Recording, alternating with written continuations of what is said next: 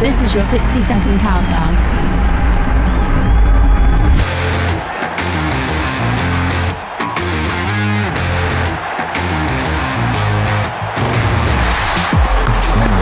Just swept away. Yeah! Got straight through.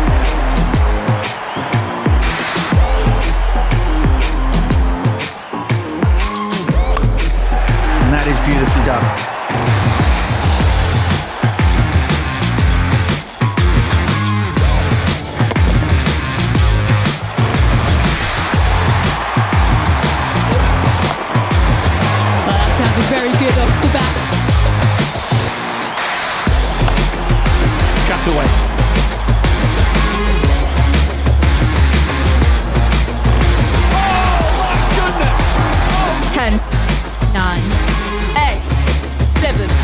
6, 5, 4, 3, 2, 1.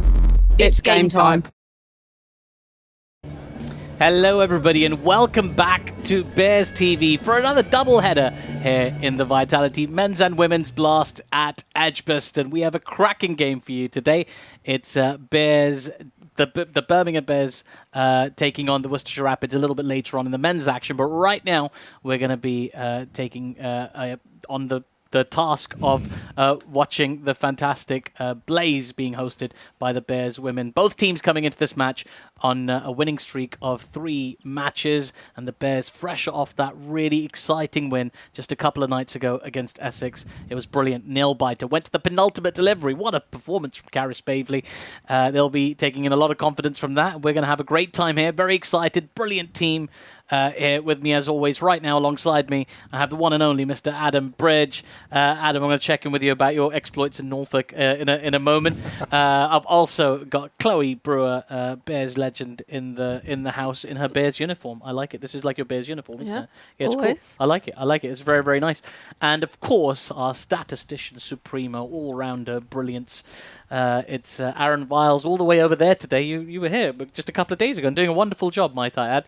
But how does it feel to be back in the sofa? Oh, great, to be honest, Artif. Good afternoon, everyone. We should be in for some thrilling action here in the Vitality T20 Blast at EdgBLASTon today. 2 massive encounters for both of our sides, so thoroughly looking forward to this one. And yeah, great to see both yourself and Adam back, Artif. It was very different on Wednesday without you both. Well, it was very enjoyable for a viewing experience, I must say, and thanks to everybody who watched and supported. Some great numbers on our YouTube streams, and so pleased to see everybody enjoying the content, and some brilliant cricket to watch, of course, as well. It was absolutely brilliant just a couple of nights ago, Adam, just to watch the Bears come through. A lot of pressure applied. They really had to work hard. Caris Pavley, though, I mean, absolutely phenomenal performance. Just steered the team home. It was really just such a classy knock. Yeah, it was. It's a big week. This was always going to be a big week. 3 games, obviously heading off from the game last Sunday, which is the win against the Hawks, who are obviously sitting just below them in the table as well. And then to beat Essex and then come to this game. Yeah. Second against third. This is the crucial one, really, at the end of the day. I think there's no doubt that Surrey, the Blaze and the Bears are probably the 3 best sides in this competition. Some will argue that the Hawks are close in behind them. Yeah. But so it's probably a race between those 4 for the 3 spots on finals day. So if they could get victory today, remember the Blaze are unbeaten. Yes. And obviously the first match between these 2 ended in a tie. So it will be intriguing to see if with home advantage they can get the better of them today. And it'll be a massive lift. Obviously they've played the same amount of games as Surrey have. But to go into this kind of mid-blast break with a victory which would lift them up into second spot, I think is just massive. Yeah, certainly is. These 2 teams very evenly matched as well. Blaze in the second place, as you say, unbeaten, had a couple of no results that make up the 2 matches. You're probably looking at the points table thinking, hang on, what happened to the other 2 games? They were both no results. Surrey currently is sitting at the top. They've been very impressive so far this season as well. 7 wins. From their 8 games, but the Bears on a terrific run as well. And one of the features of this run from the Bears that's really impressed me, Chloe, is it's never been about one player. Like, so many different players have chipped in. Caris Pavley in the previous match. You've seen Laura Harris do it before. Davina Parent. There's so many match winners in this side. Yeah, for sure. And I think that's what makes this team so exciting, is actually who's going to step up on the day. And it's always a team effort, which is great to see, and that's what you want, is that you can count on anyone on the pitch to get the job done.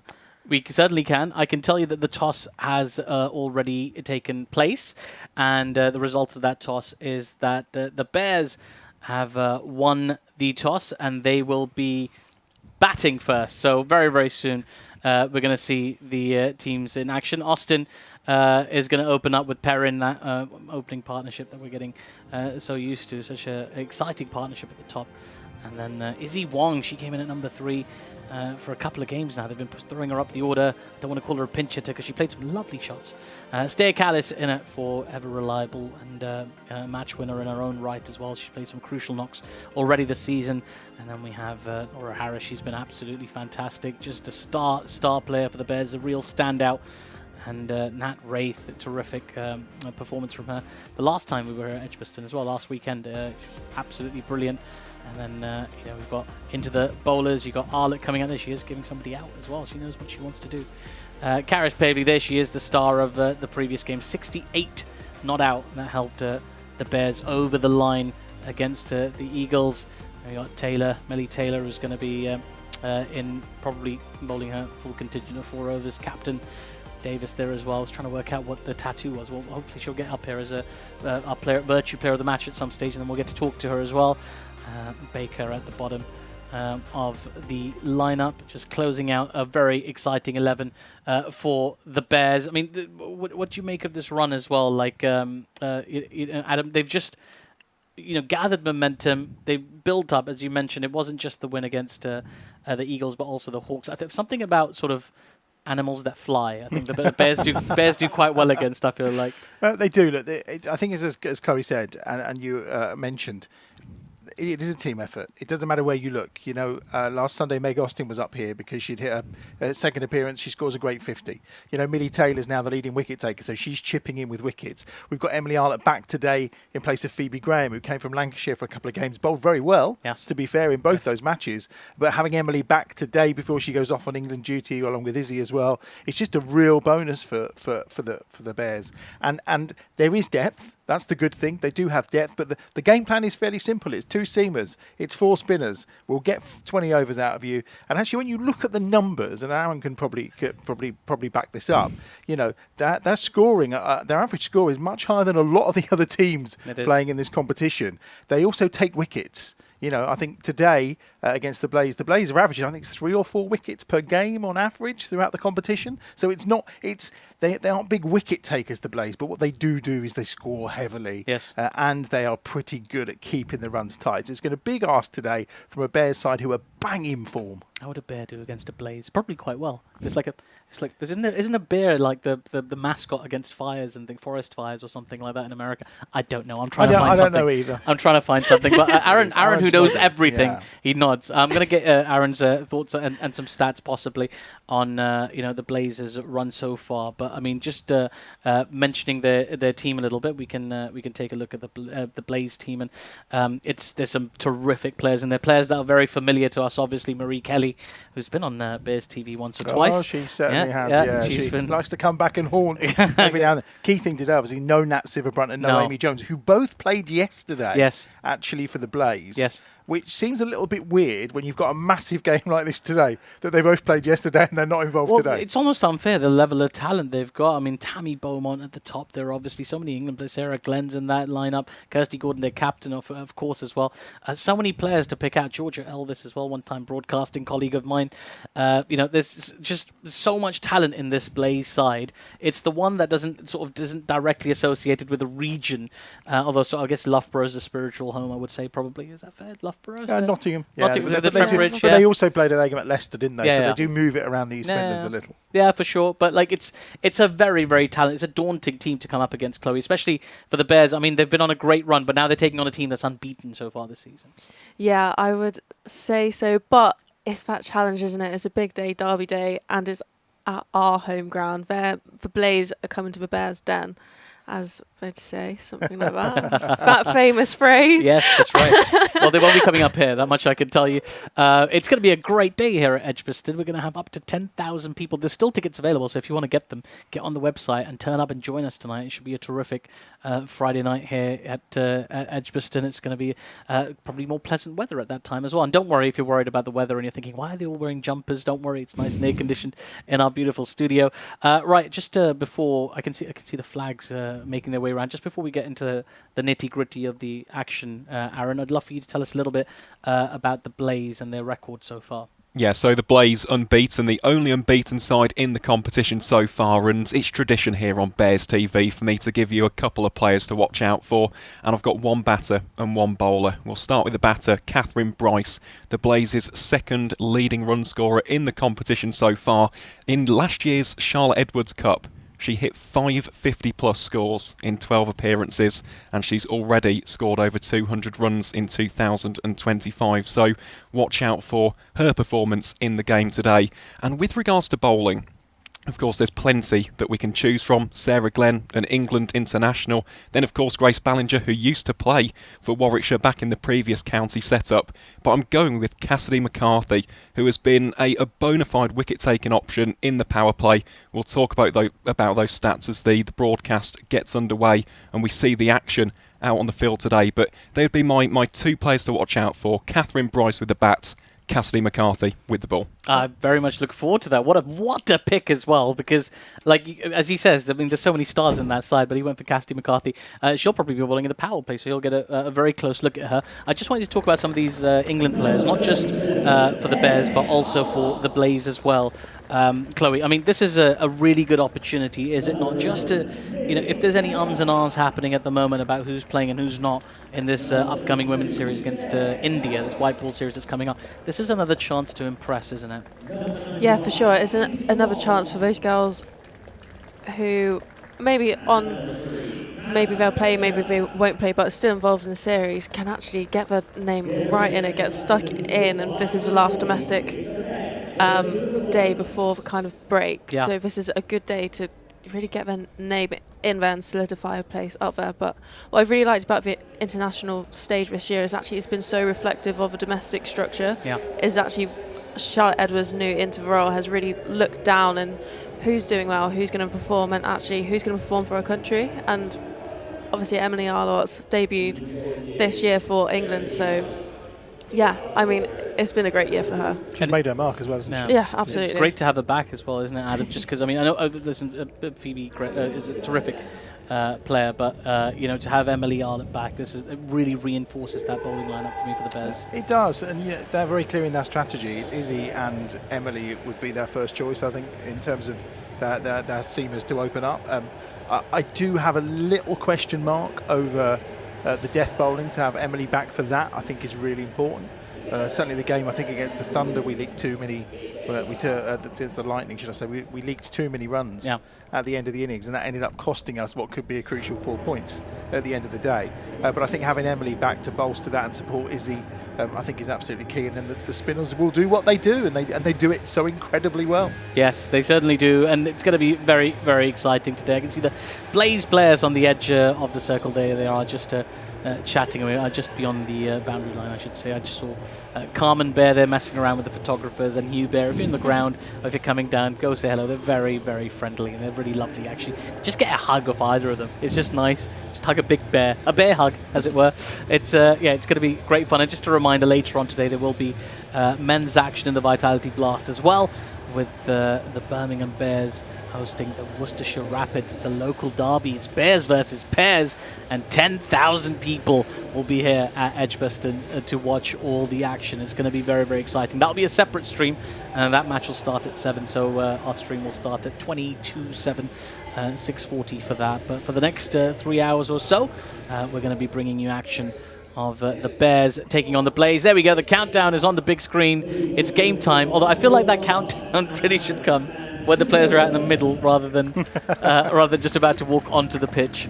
There's the Blaze. They're just chatting away at the moment. I do like their kit, though. That's a very funky kit, isn't it? With the red sort of pattern and then the golden 6 is the kind of thing you'd see Adam Bridge walking around Norfolk wearing, I'm pretty sure. A bit like a blaze, is it? That kind of It is reddy orange colour, Oh my god. I'd have thought. There we go. Wow, well done, Adam. Listen, I'm going to leave you guys in the capable company of each other for the first 5 overs of this match. There you go, the fireworks. Oh my goodness. Someone forgot to tell the Blaze about the fireworks. The fireworks. Oh, they're all ablaze. Right, I'm going to step aside and take you through the first 5 overs of action. It will be Adam Bridge alongside Chloe Brook. Thank you, Artie. If we can see beyond the blue and yellow smoke that greets Davina Perrin and Meg Austin as they make their way to the middle. Already out there, umpires Sue Redfern and Anna Harris, who are in charge of this afternoon's game. And I don't know about you, Chloe, but I've been looking forward to this one. I may have been away this week, but I've been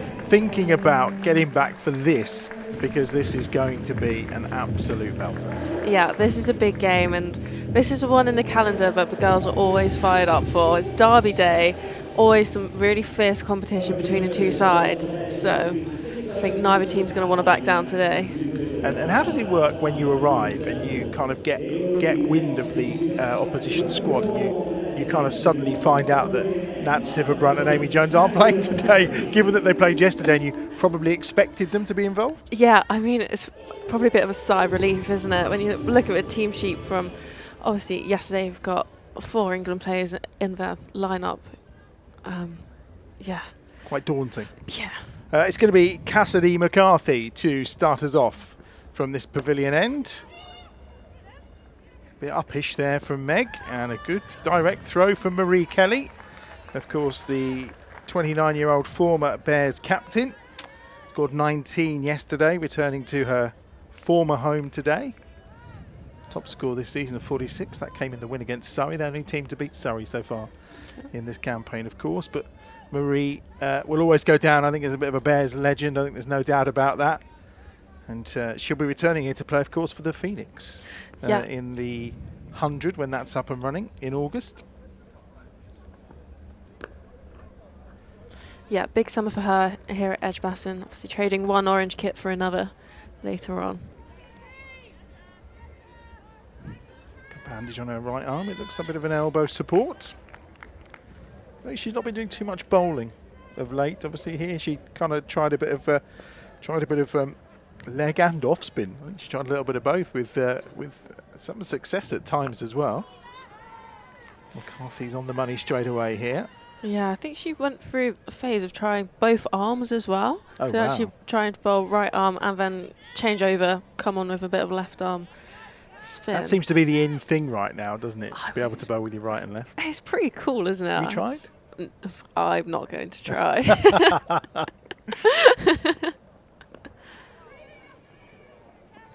Another sneaky single.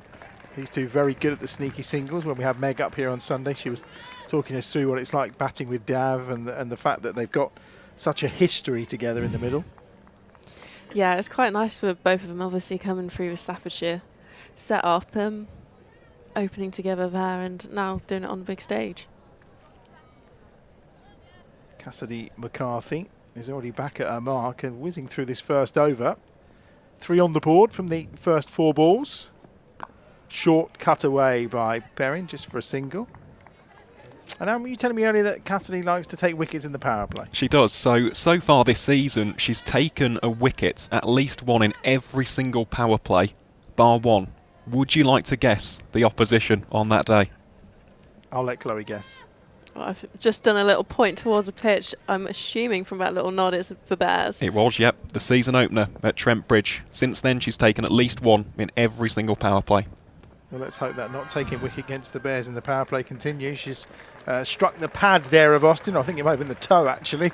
And it's run away to the boundary ropes for 4. Oh, he's not been given his leg byes. So an indication, a bit of bat there, according to Sue Redfern. So the first boundary of the innings goes the way of Meg Austin. And after the first over, the score's on 8 without loss. Yeah, that's a good over, finishing off of a boundary. Before that boundary, that was turning out to be a pretty good opening over for Cassidy McCarthy. Yeah, it certainly was. And I'll take that boundary off the last ball. So Austin on to 6, Perrin on 2. And the ball in the hand of Grace Ballinger at the far end. Who again, as we know, very familiar with bowling here, Aaron. Yeah, she certainly is. Grace, part of the 2019 T20 Cup winning side in a Warwickshire shirt. I mean, one of the finest young bowlers, I'd argue, in the country, especially in the power play with two right-handers tailing that ball back in. It's a very nice matchup early doors for the visitors today. Yeah, Grace, one of the two changes coming into the side alongside Ella Claridge to replace Nat Sivabrunt and Amy Jones, both, of course, who have been on England duty and been in fairly terrific form. But it's the left arm of Grace Ballinger, immediately striking the pads of Perrin. And it's one more to the total. Score moves on to 9. Yeah, what I love about Grace Ballinger's bowling is actually she bowls at heavy length. And with that left arm over, as she pushes it across and then brings it back in towards your hip. And she's really quite hard to play. She was here quite early today. Maybe a bit of a fitness test warming up outside. At about 1:45, she was having a bowl with one of the coaches. Nice bit of shape to that ball as well. And there's no run. Looks like quite an awkward approach, doesn't it, to the crease? A little bit. It's not Yeah, compact, is it? There's a lot of energy going on being expended in the approach. Yeah, I mean, she's got some pretty good rhythm through her run-up, so it's just what works for her.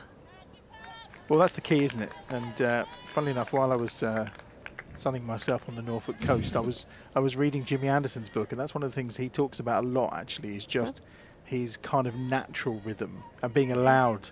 And he was telling us that there was a period when the England coaches were saying, no, we need you to bowl fast. Forget the accuracy, forget the skill, forget what you can do with the ball, just bowl fast. And didn't really feel too comfortable with it, I think it's fair to say. Yeah, I'd say that's a big thing about seam bowling is actually if you lose your rhythm, you kind of yip up a little bit and it goes everywhere. And yeah, it's quite easy in that position for your head to go down. So I think it's just very individual for what seam bowlers and their rhythm is. So that's quite interesting. What other nuggets of information did you get from your reading? There's plenty, yeah. 250 pages worth of information has gone flooding into my head, don't you worry.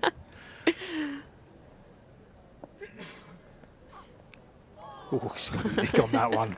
I was just about to say a really good over here from Grace Ballinger, and that the Bears unable to pierce the outer or the inner ring, but on this occasion it's one of those cheeky little inside edges that will do for 4 for Meg Austin, who's on to 10.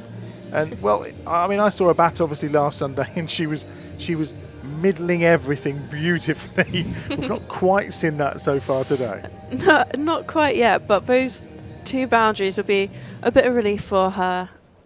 And I mean, it's 4 in the scorebook, isn't it? That's all that matters. No one will ever ask the question. Off the pads again, works nicely this time. Just going to be 1 to the total. It is 1 more. And that completes the second over. And a good start for the Bears here. They're 14 without loss. Yeah, good start. Oh. Every great team has its unsung heroes. The all-rounders, the heavy lifters, putting their organisation on the map.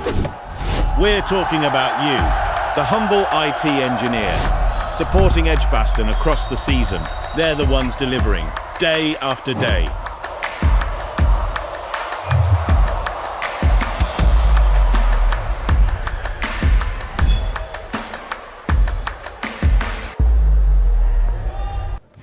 Second over coming from Cassidy McCarthy then.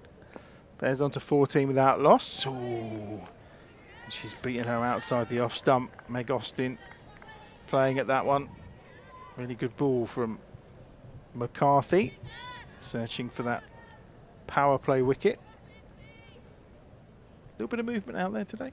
Yeah, it looks like it is. Obviously, it's so humid out there. There's quite a lot of moisture in the air, so you get a little bit more that was shaping movement. In. Slightly aerial from Austin.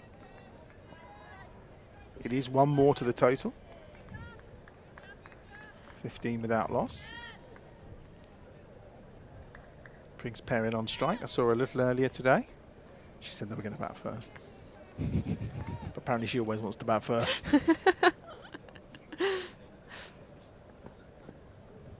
I think that's a thing with a batter. If you ask them what do you want to do, have a toss, and they're always going to say, let's have a bat first. Been in such good form so far throughout this campaign. Top run scorer for the Bears. Consistency probably is what you'd say about Dav. She wants 2 there. It's very well run too. Yeah, that's really good running. I think what we can say about these 2 opening up is they're going to push every single fielder for as many runs as they can get. So they're really on the money, running that first one hard and turning for that second. She moves on to 4, 17 without loss.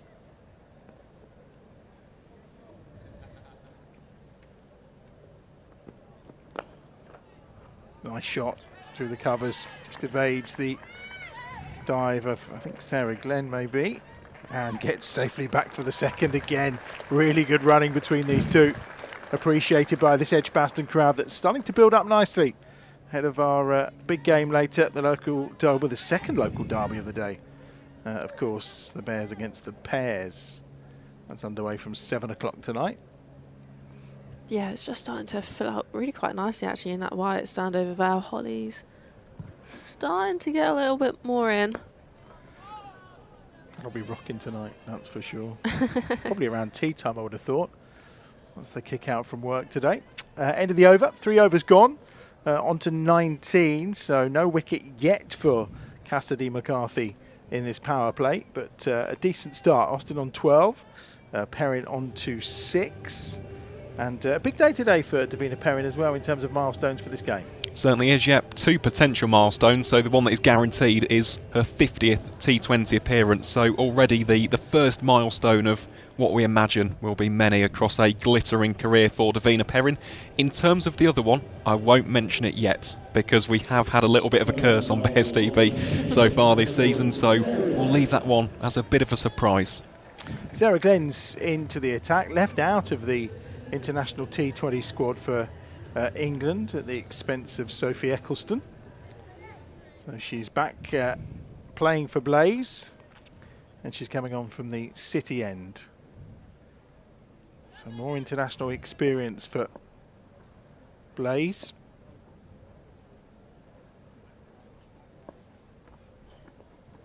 Oh, good start as well.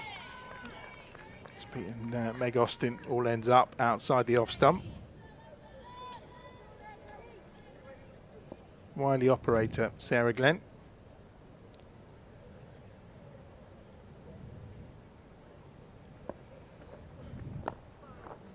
Meg Austin decides that attack is the best form of defence. Well, she's completed a first single, but Dav Perrin just knew where that was going straight away. It's a lovely shot from Meg Austin to the ropes for 4. Yeah, as you said, Farah, I think attacking is sometimes the best form of defence, and she's moved her feet really well down the wicket there. Obviously, the whole of it offside is in the ring, so much space once you thread it through that infield. All right, the shades have gone. She now means business. It's eye-to-eye contact with Meg Austin now for Sarah Glenn. A little straighter, a bit more air that time, but again, Austin using her feet nicely. Yeah, I think that's a really good option there from Meg Austin, as it's pretty sure it's a new wicket. I'm looking towards the floor. Maybe used once or twice? It was. This is the 3rd game on it. I think it was used for Midlands Mania last Saturday. Shot. Lovely shot by Dav Perrin, just beyond the despairing dive. I think of Kirsty Gordon may have been who was diving towards that potentially. If it wasn't, Georgia Alwas. That's Georgia Alwas actually. Was in an extra cover. I mean, that's a great shot. Lofted over extra cover. It's all well and good, Artif saying he loves their shirts, but their numbers in gold are terrible to try and read. That was me getting my 34 and my 24 confused from this far away. But a really nice shot from Perrin. She's on to 10, 28 without loss, and just giving Sarah Glenn a little treatment here. 9 off the first 4 balls of the over. Not allowing her to settle. Good use of the feet again, this time straight down the ground. It's well fielded in the distance by Heather Graham, and it's 2 more to the total. Perrin moves on to 12, 30 without loss. Yeah, this is a really good power play so far. Obviously, the average score of 44. Yes, that's etched into my brain now. And they're just slowly getting themselves towards that total.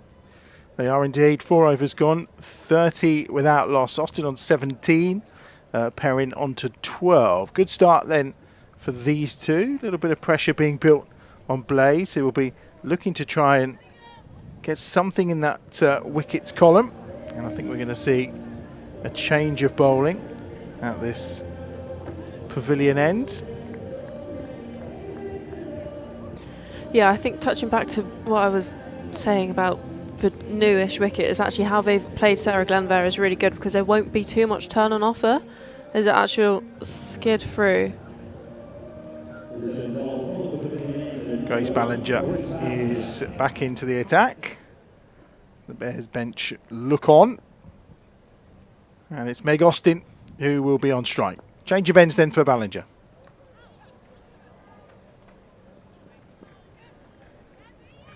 Comfortably making that into a 2. There is a poll on the live stream if you'd like to vote as well. It'd be fantastic to see what you think this afternoon. How many runs do we think Davina Perrin is going to score in this inning? She's on 12 already off 10 balls. Get to voting now if you're watching, of course, live on our stream. Get your votes in, and we'd love to know what you think Davina might be able to notch up this Friday afternoon. Oh my gosh, they're a bit frustrated with herself. That ball was wide and there to be hit, really. Yeah, unfortunately, it might have just come back a little bit more than she expected, because one thing you're sure of Meg Austin is if she's going to flash, she's going to flash hard. So I'm sure she'll be a little bit frustrated with that one.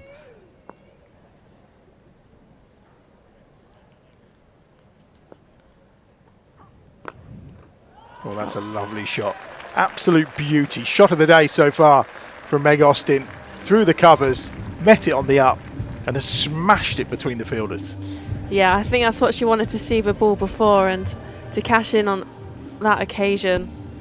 You see that has raced away towards a boundary. Really nice shot, isn't it? Yeah, textbook. She looks in fantastic nick for sure. At 50, of course, last Sunday. 23 she's on to now from 17 balls. Well, this one's up in the air. Has she got enough of it? Marie Kelly's after it. She can't get there. It was over her shoulder. It was always going to be a difficult one. And it just goes through the fingertips. And it's 2 more to the total. Bit of a life there for Meg Austin, who's on to 25. Yeah, a hard chance out over Marie Kelly's shoulder. You can see she's had to backtrack a fair bit and stuck her hands out in an attempt, but Meg Austin carries on. She goes again, and she cuts it away to the boundary ropes for 4. Just about sneaks over and takes the Bears into the 40s. 42 without loss, with 1 ball remaining in the 5th over, and she's on to an impressive 29. Yeah, I mean, this is blistering from Meg here. She's really going hard and taking the game to the Blaze bowlers, and I think they're just asking questions actually, where do we bowl? Because at the moment, Grace Ballinger's not quite bowling to her field. Another terrific cricket wicket. Just by the look of it, ball coming on nicely with plenty of pace, early bit of movement in the conditions as well with that new white ball. And a rare dot ball to complete the over. 12 from it off Grace Ballinger. And with 5 overs gone, they move very nicely on to 42 without loss. At this point, Chloe, I think you're going to disappear off and find yourself a nice cup of tea. Artif's going to come back in for the final over of the power play. So Perrin on 12, Austin on 29. And it has to be said, Aaron, that Meg Austin has made such a terrific start. She really has, yeah. I think everybody at the club has been so impressed with Meg so far. And of course, the main knock that everybody thinks of straight away was the 51 against the Hampshire Hawks, a career best. And it is a lovely partnership, this, up the top for the Bears. It's almost fire and ice at times. And so far, it's been so good today. 42 without loss against the Blazes. Some start for the home side. Kirsty Gordon is into the attack from the far end for Blaze. Last over in the power play then, 42 without loss as things stand. And immediately Davina Perrin looking to use her feet. Almost getting caught. I might think Kirsty Gordon's leading wicket taker in the blast for the Blaze. For Blaze, yes, not overall. No. Overall, it's Esme McGregor from Essex. Cut away again, picking out the fielder. Artif's back. Yes, yeah, absolutely. I was just thinking about Meg Austin, how she's forced her way into this team. I mean, I was watching Abby Freeborn practicing in the nets as I came into the ground a little bit earlier. And she might feel a little bit hard done by. Oh, full toss, dealt with brilliantly by Davina Perrin. That's 4 more to the total. Yeah, terrific shot that. It was a full toss. It was there for it. A loose one from Kirsty Gordon just came out the hand, if you take a look. Just slipped. And Davina Perrin's never going to miss out on that. Picks up a boundary. Again, using her feet. This is a sharp one. Good bit of fielding by Marie Kelly there. She'd hit, may have been tight, but snatching another single. Perrin on to 17. Yeah, so Abby Freeborn, she's hitting the ball and in good spirits and things like that. But I mean, what can you do? It's one of those things. You sit out one game rested, or injured even, and your replacement comes in and bangs a 30-odd ball 50, and then you're kind of looking at the line, and then another 50 and more runs, and yeah, it's a cruel game, really, cricket sometimes. It certainly is. It's the way it works, isn't it? Here we go. Last ball of the power play, 48. Be good to get it above 50. Perrin's on strike on 17. And she's gone big. And has she got enough of that? Has she got all of it? Yes, she has. 6 runs for Davina Perrin. And that brings up the 50 for the Bears at the end of the power play. And what a moment, Aaron, for Davina Perrin. It certainly is, yeah. Great power play that for the Bears, 54 for none. And even better for Davina Perrin. She has just hit her 1,000th T20 career run. Brings it up in style with a 6. Absolutely outstanding stuff. And yeah, what a start this has been from the Bears. It's one of the highest power plays that we've seen at EdgBLASTon so far this season. Great stuff from this opening duo, and congratulations as well to Davina. Yeah, 1,000 T20 runs already. Not bad at all for the teenager. She's been so impressive, a mainstay at the top, and I mean she's only a teenager as we say, but already feels like a sort of senior player in the lineup, and a really dependable one for the Bears as well. Who I feel very confident when she's out in the middle. Yeah, it certainly sets the tone, doesn't it? So power play done then, 6 overs completed, and the Bears 54 without loss. Austin on 30, Perrin on 23 should I say, and as Aaron said, a really good power play for the Bears, one of their better ones of the campaign so far. Yeah, it's been impressive, very exciting and entertaining as well for the fans that have turned up. Big old boundary towards the leg side. Catherine Bryce is into the attack and immediately turn around the corner. Is it going to get to the ropes? Not quite. It's plucked from the edge. They are going to get back for 3 though. Brilliantly run. Just saw Meg Austin there just really gasping for air as she was completing that 3rd run. It's a lot. Running 3s is extremely difficult. You don't get many 3s in T20 cricket, no, do you? Because the boundaries are usually not that huge. But no, but today, because they're protecting the wicket for the men's game a little bit later, the square is quite a long way towards the left-hand side from our perspective. So there's a shorter boundary towards the covers for the right-handers when the bowler is coming in from the city of the Birmingham City end. The university end. Birmingham end. It's the Birmingham end, isn't it? That's what they call it. City of Birmingham. Birmingham, either or, really. Because I've heard it called many things, but I've been told it's the Birmingham end because it's not just. It used to be the Birmingham City University end, and that was a bit of a mouthful. So they said, just go with Birmingham end. So no problem. It's where the city is. The skyline looks fantastic, it does, doesn't it? The cranes. Motionless cranes in the background. Well, tucked away there by Perrin. Just be 2 this time. I think fine legs going to have to move a little bit finer if the bowler's going to persist with this line, Catherine Bryce, just struggling to get outside the off stump. And both these batters very adept at stepping across their stumps and really manufacturing a little bit of room for themselves. So if she doesn't get a little bit straighter, and she's gone back to a very squarish position as well at fine leg. It's basically deep backward square leg rather than fine leg. Score moves on to 59. Oh, she's stumped, is she? Yes, she's on her way. Really good bit of keeping by Sarah Bryce. And Davina Perrin decided that she needed to come out and really attack Bryce, but no contact made, and really sharp movement from Sarah Bryce behind the wickets. And that's it, 59 for 1. Perrin's on her way for 25. Yeah, and she'll be very disappointed with that, just looking to go down the ground, but what a piece of work behind the stumps, as you say, from Sarah Bryce. And sister in action there, both the Bryce sisters combining for that wicket. And Davina Perrin, after an exciting start, makes her way back to the dressing room. But when she gets a moment and she gets over the disappointment of that shot, she will reflect on a massive achievement, the 1,000 runs in T20 cricket. And you get the feeling it's the first 1,000 of many with the kind of talent that she possesses. For now, though, the Blaze have a breakthrough, a long-awaited one for them as well. That is really sharp, that work from Sarah Bryce behind the stumps. She was just so quick. She had to hop up to collect the ball as well, back down on the stumps. I feel like they've done that in the garden many a time. Look at that. Jumps up, collects, and back down for the bells. And I thought Perrin was quite swift getting back, actually, but just not swift enough. Anna Harris didn't hesitate, did she, in putting the finger up. 59 for 1 then. And Davina Perrin is on her way. And it brings Stair Callis to the middle.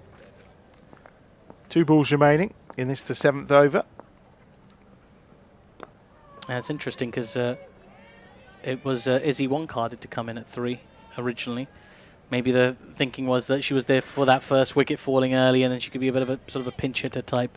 But they're not sort of too keen on this left-right thing that many teams have favoured in international cricket these days. They seem fairly flexible in their batting order depending on the situation.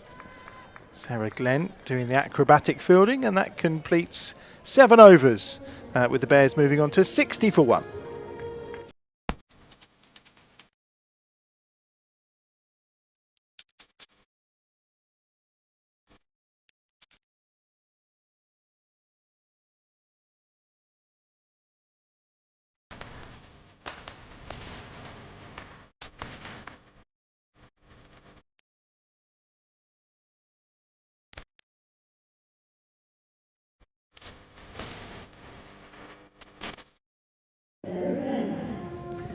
So we're going back into the attack from the City end, and Aaron Stair feels like she's kind of made some good contributions without kind of really making that one defining contribution so far, innings so far. I think that's completely fair, yeah. 145 runs for the Dutch international so far in the first matches for the Bears. Sarah Glenn, well, I thought for a second she was about to bowl that, just doing a practice run-up on that occasion. It's a bit sweaty out there. I think she wanted to feel a bit of dirt on her fingertips just to try and help grip the ball. It's very muggy, overcast. What, 20? It's about 28 degrees when I got here today. You've been out, haven't you? Yeah, it feels so. It doesn't feel too hot at the moment downstairs. I have to say, it just feels a bit.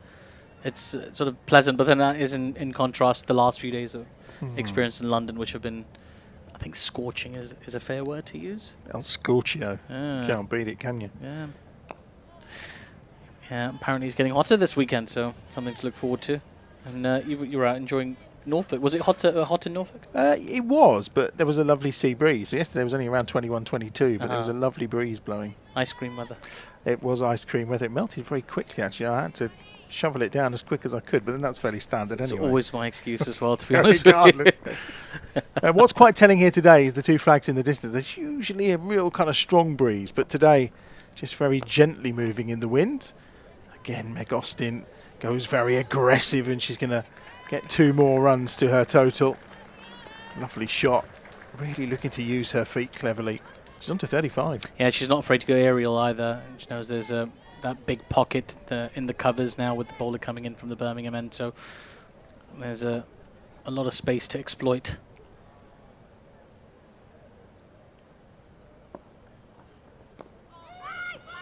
Not that time.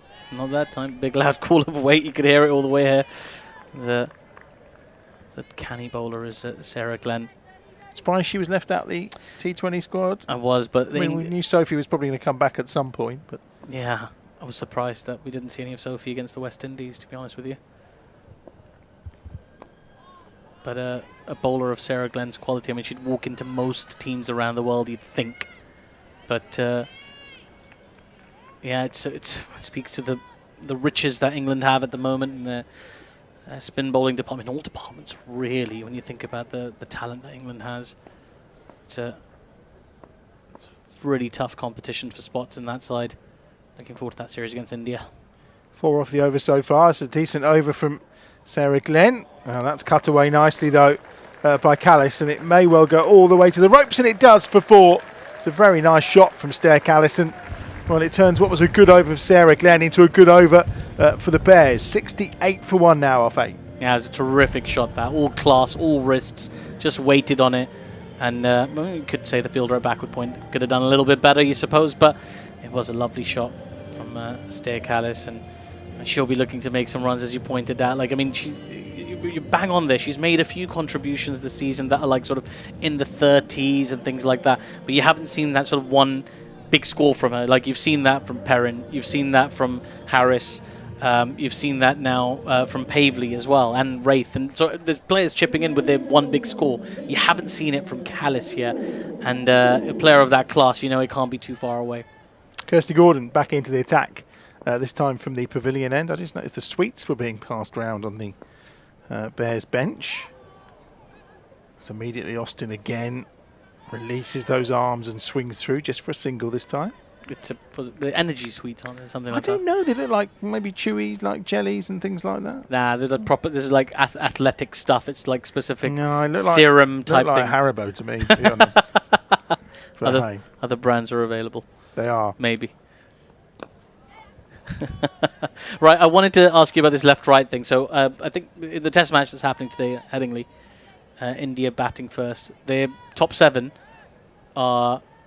It was Jay, Swal and Kale Rahul who opened the batting. So it's left-hander, right-hander, left, right, left, right, left, right, left. So I don't know if that's ever happened before. As just been another single, it's working hard. Yep, It's just singles at the moment. yeah, so yeah, I mean, left. Could you remember the last time there were sort of 7 players back to back, left, right, left, right, left, right, left, in a batting lineup? No, I don't think I can't think of any at this moment. I'm sure Aaron will have a think about it, because if anyone will know. That's a tough one to look up on the stats, to be fair. Well, They don't track these, sadly. Well, I bet somebody does. I don't want to meet the person who does. I do just for the answer to this question. But I was just curious. There's an interesting fixation on that, because you often hear people talk about the importance of a left-right combination, but to take that to the nth degree and like, I'm going to turn my whole team left, right, left, right, left, right. You sort of see the benefit of it in short-term matchups and T20 cricket and things like that. In a test match, it feels less. Yeah, I think, and to be fair, I think the men's side do like, if they can have a left and right, they are quite keen on that being the case. Not something we've really seen, I think, with the women's side so far. So they'll grab another leg by at the end of the over, and that completes 9 now in total. Score moves on to 73 for 1. Austin's on 38, and Callis is on a runnable 8 so far. And yeah, but I mean, just thinking about it, I think the next logical thing is more ambidextrous players, because there's a few of them already out there. I think in the recent test match, or the ongoing test match between Bangladesh and Sri Lanka, there's an ambidextrous bowler, a new ambidextrous bowler, because there's been quite a few of them already in international cricket. Have there been any English ambidextrous bowlers over the years, Aaron, that I'm missing? Well, there is one now, Ben Kellaway. Ah, yes, of course. Yep. At Glamorgan, who... I don't know how on earth he does it. He bowls left arm and right arm finger spin and does it with the same consistency. It's quite magnificent. Yeah. Georgia Elwes into the attack from the City end. That's up in the air from Meg Austin. It's another one that's gone down. Difficult again. It was up for a while, but you feel that should have been taken.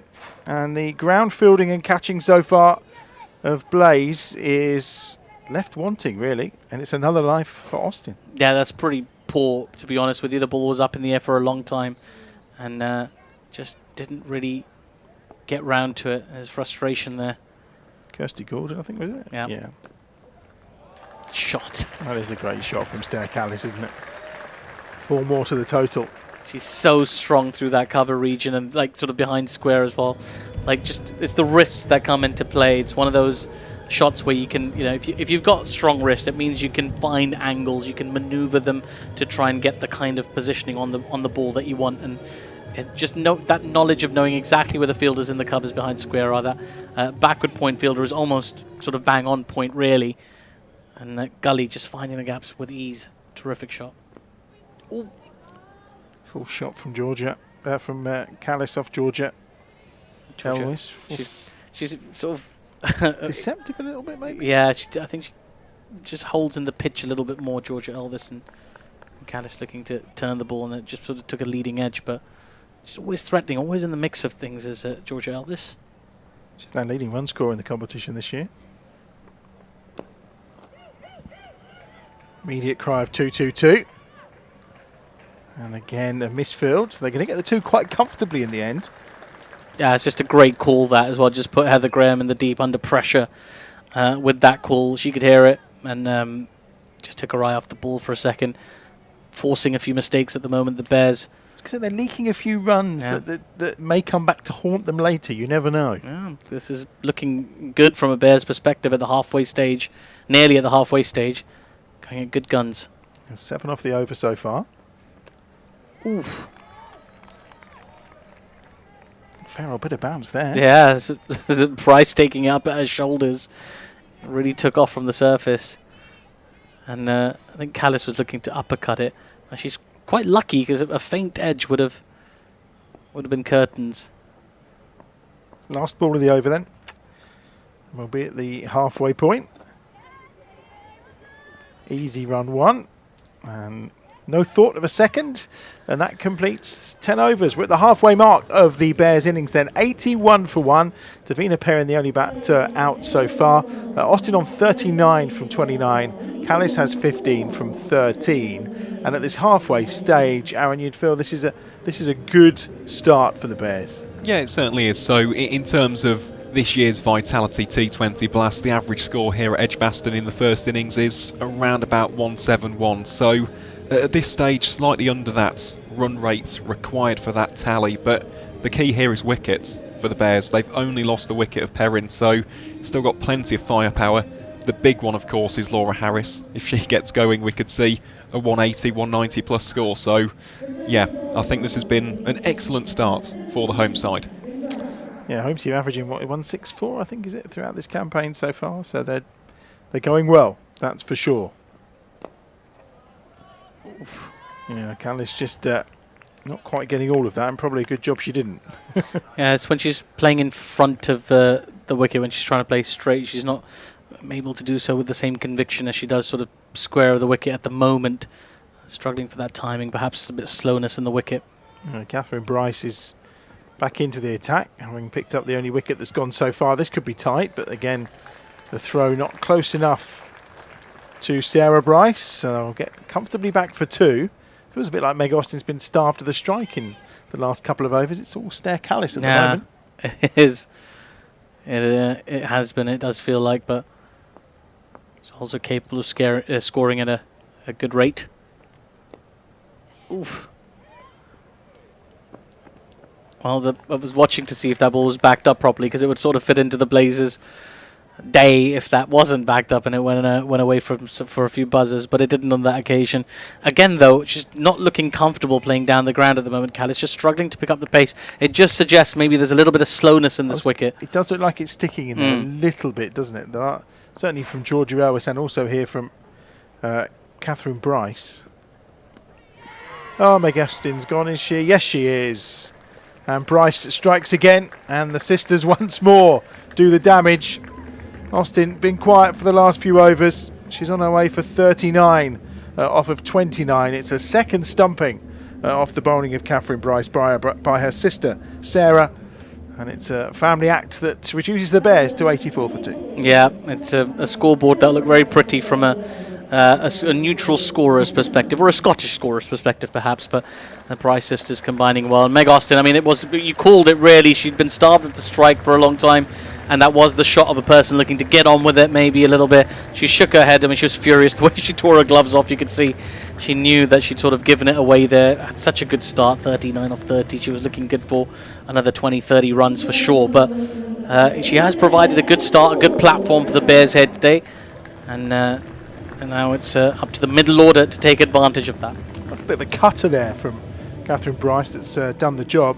Certainly caught Meg Austin out. Just rolls her finger over the seam, doesn't she? Yeah, it was like a fast leg break, essentially. It was pitched in front of middle and just moved away a touch, just enough to get away from the bat swing.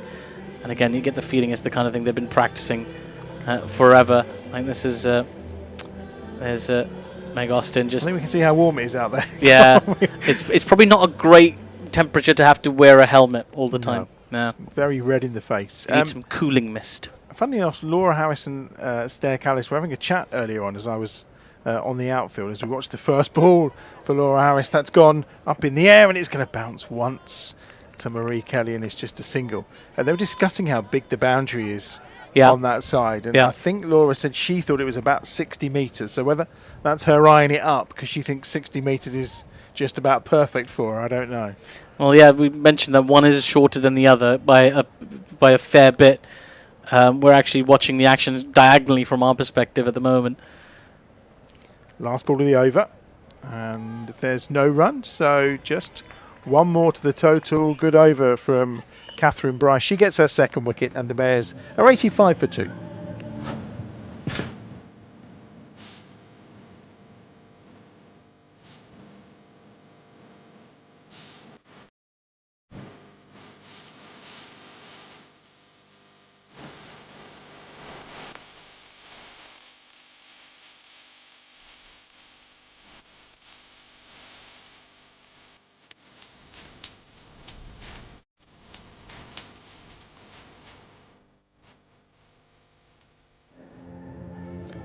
Looks like Cassidy McCarthy's returning, and you're very pleased because she didn't get a wicket in the power play. So that's twice this season, and both times against the Bears. Yep, correct indeed, Adam. Yes, but she is still a proven wicket taker, so the Bears aren't out of the woods, as the old saying goes, I suppose, at this stage. But yeah, this is still a really good platform, a good foundation for the likes of Harris and Callis, of course, Emily Arlett, who we all know can give it a good whack with the bat in hand. So it's just a case now of getting into a good place for around about over 15 to 16.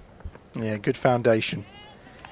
But the fact that Laura Harris is in, and we know what Laura Harris likes to do. From ball one. Yeah. Invariably. Yeah, she was eyeing up the longer boundary on that occasion. But there is, when we say longer boundary, there's just a huge pocket in front of square, outside of the circle and the covers. So if she does go aerial there, she's got plenty of space. That's going to be a wide. Yeah, it's interesting, isn't it? You feel maybe they've gone to Cassidy McCarthy as that kind of premier pace bowler who takes wickets just to try and unsettle Laura Harris a little. Maybe, but again, the way she's bowled so far makes it look a bit defensive, doesn't it? Because she's hanging the ball outside the off stump, hiding the shorter boundary, even though she's got protection on it. Oh! Well, the option then is to go straight down the ground, and she does for 4.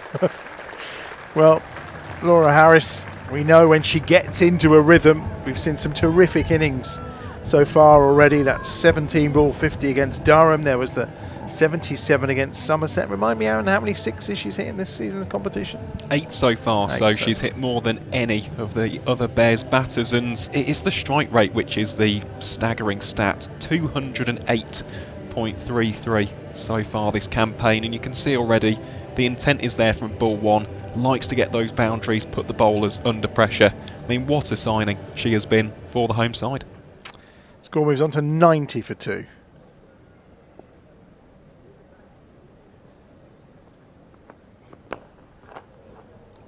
Oh, she hit that so hard. That was a really good piece of fielding at mid-off. Is that Kirsty Gordon over there? It's she hits the ball it makes a heck of a sound off her bat as well. Big thwack. That's a good stop from Kirsty Gordon, wasn't it? Given the power that was struck with. Yeah, She's done very well to get behind that. 91 for 2. Gets Callis back on strike. She's going at just over a run a ball. Another wide, second of the over. Slower ball as well, attempted by McCarthy. Yeah, she seems a little bit under pressure this time around. Does McCarthy? I think she's trying a few different things. Maybe she's been put under pressure by that big hit down the ground. Also, she's acutely aware, or she was when she was bowling to Laura Harris, that she was protecting the short boundary. Whereas to Stair Callis is a better length because she's not giving her much room. Callis does like to play through the covers. She knows that. She knows that she's a wristy player that likes to play behind square, particularly on the offside. So hanging it outside is not the way to her. You want to cut off her room, but with Laura Harris, you want to cut off the swinging arc. Another wide. I was going to say, it was starting to feel like a very long over this Yeah. one. It's about to get a little bit longer. It's going to be at least 9 balls now, isn't it? Yeah, Well, third wide of the over. but I just feel like she's got too many ideas at the moment. Does McCarthy? She's thinking about too many different things and sometimes you can overthink it as a bowler. I know there's a lot of data and matchups and things, but just having a clear idea of what you want to do helps sometimes. 8 off the over so far. Stair Callis tries to help it out with a bit of movement, but we're going to get a 10 ball over here because that's a 4th wide. Yeah, I hope the umpires, they're getting a good stretch on at the moment. I don't know how the graphics team are going to cope with 2 extra deliveries. I know, where they going to fit it? We've run out of room How's at it the gonna bottom fit? of the screen. Where's it going to go? I think they'll just push the Blaze logo a little bit further They across. probably will, yeah. Or maybe they'll shrink the font on the wides. These are problems we don't often encounter. Oh, Callis just checks that a little bit, but it's going to have enough, is it, to reach the ropes? Not quite. It's just going to be 2 to the total. She just checked that shot a little. Didn't quite follow through completely, but it is 2 more to the total. Yeah, it's a nice shot, that. Just adjustment, awareness of where the ball wasn't. The fielder was, I beg your pardon, inside the circle, but... Well, here we go. Here's the 10th ball of this over. And it's again to Stair Callis. This time she hits it slightly better. Lovely follow through, and again it's been cut off. So it'll just be 2 to the total. It was a delightful finish to the shot. She followed through divinely, but it will only add 2 more. And that's the end of the over. 12 gone, 98 for 2. Yeah, Look at that finish. A lovely, lovely bit of fielding, though, has to be said. Number 77 had the Graham out there on the boundary, and just anticipated it really well. She had to do that a couple of deliveries in a row.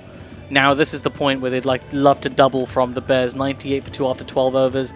Another 98 would put them in the 190s. That would be nice. It would do, yeah. Whether they can push it that far against this very skilled bowling attack from the Blaze is a different matter. It's filling up quite nicely out there. It's a lovely afternoon.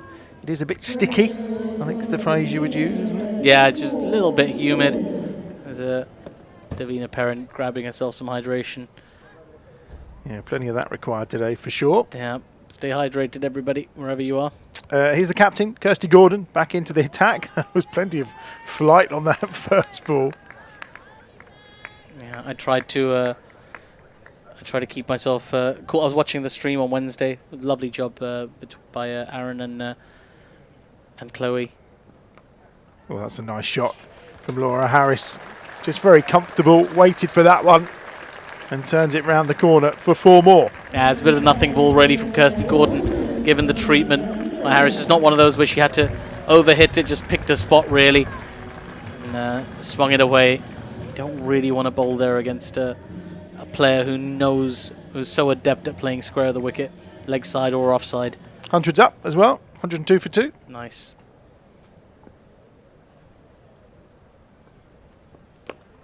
Oh, she's got plenty goodness. of that, has she? There's a fielder underneath it, and the catch is taken. And it's taken by Tammy Beaumont.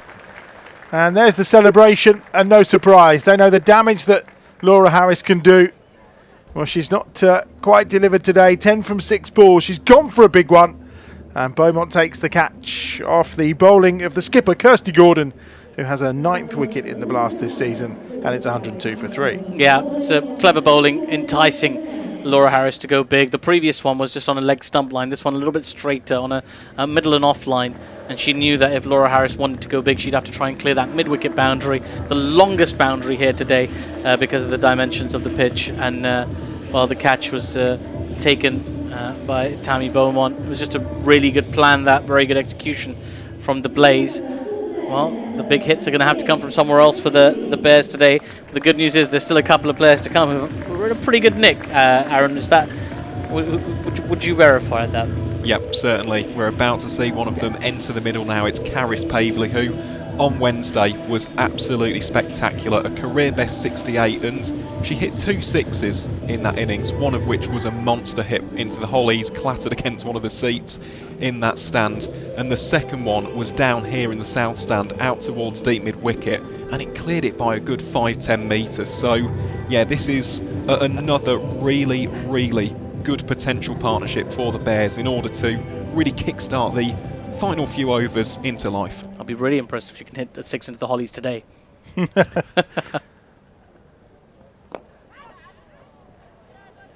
Off the mark straight away is Caris Pavley. Always tricky to follow up an excellent innings, but having hit that 68 against Essex, she'll be seeing it well, that's for sure. But also the part that Stair Callis plays now becomes quite crucial as that kind of anchor role, doesn't it? It does.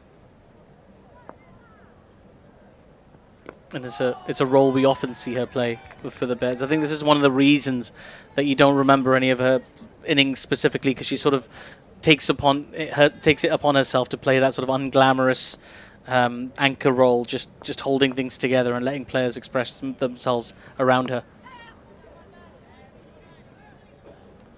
That's nicely done. That nice and easy into the gap. That's a good over, though, from Kirsty Gordon, the captain. She's delivered exactly what they wanted. Perfect result for them, really. The wicket of Laura Harris. Yep, and just 6 off it as well. 104 for 3. Callis onto 23 from 22. So individually, she's set herself a very good platform. Sarah Glenn's going to come back into the attack. And at this point, I mean, 7 overs to go. You'd be looking for something around 175, 180, wouldn't you? Yeah, I think thoughts of 190 have long gone now. I would think, anything sort of 160 up, you're pleased with. As in, you'd want that at a minimum, actually, 160. But like 170 up, and you're happy. And if you can somehow get to 180, then you're really, really in business. But that will, as you say, take some doing against this bowling attack. Sarah Glenn's about to come back in, and she's very specific about her field. A bit expensive so far. 19 of her first 2 overs.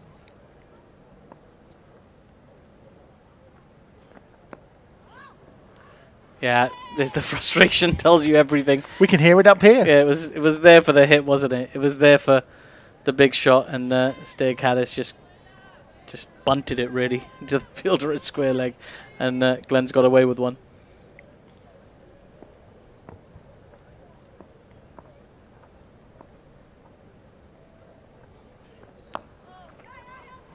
Nice Gets contact. that away, yeah.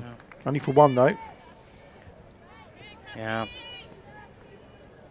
There's an opportunity here as well for Callis, because she can hold the innings together a little bit while Pavley gets herself in, and I'm sure Pavley, off the form that she showed in the game a couple of nights ago, she'll be keen to express herself. But there's also a chance for Stair Callis to play some big shots and find a bit of confidence as well. It's a bit of a Peter Hadzoglu about the way Sarah Glenn throws the ball from hand to hand, isn't there? Because people often do the maths on Hadzoglu, don't they? How often he does it from one hand to the other. I mean, we got to keep our eye on how often Sarah Glenn does it. She does it a lot. Right, 1. Come on. She did none that time. Just 1 this time. Well, Pavley's got the top edge on that. And that's going to run away. It's not quite going to reach the ropes. They've turned for 2. They're going to make that into a 3 as well. It's very well run. Very quickly between those wickets. Callis and Pavley. 3 more to the total. Yeah, we've seen a couple of 3s already today. The dimension of the ground have a lot to to do with that as well when you've got one extremely long boundary and one shorter one. Right, here we go, one. Do you stop doing it? What's going on? She kind of serve room there. Well, there's definitely not an LBW, I can tell you that right now. She's about 2 foot outside of off stump. That's not the best of throws either, but it will be one more to the total. Price has had an absolute shocker. She was appealing for LBW. She stepped across her stumps. Oh my goodness, she stepped such a long way. Let's have a look at this. How far across is she? Oh my goodness. Oh my goodness. How? How? What are you doing? Right, one. Sarah Glenn not interested for sure. No, she's too busy throwing the ball from one hand to the other. Allegedly, Two. I should say now. Two. There's There we go. one, yeah. Might be a third. Might be a no, there isn't now.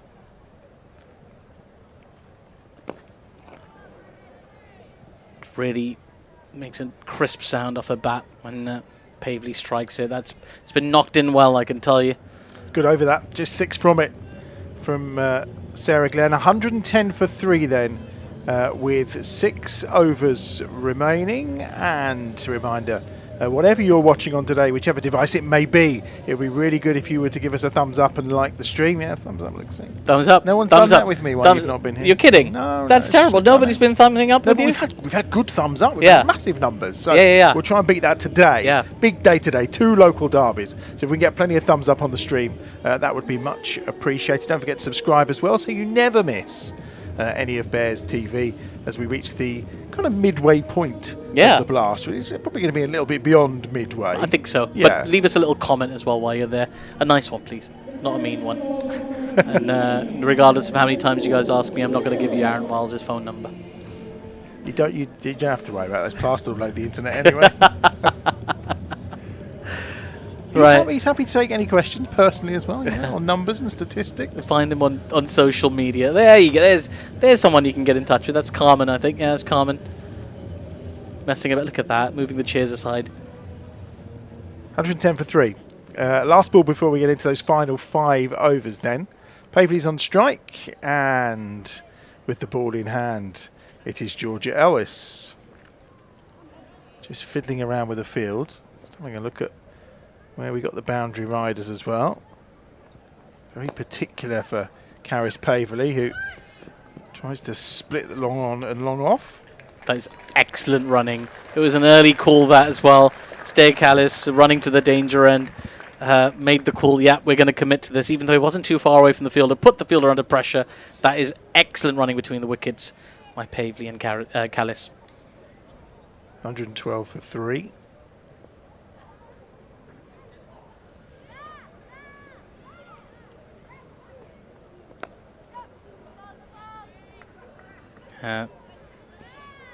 Just settling into her work at the moment is Caris. We know that she can be destructive at the end as well, so there's no need to do anything rash just yet.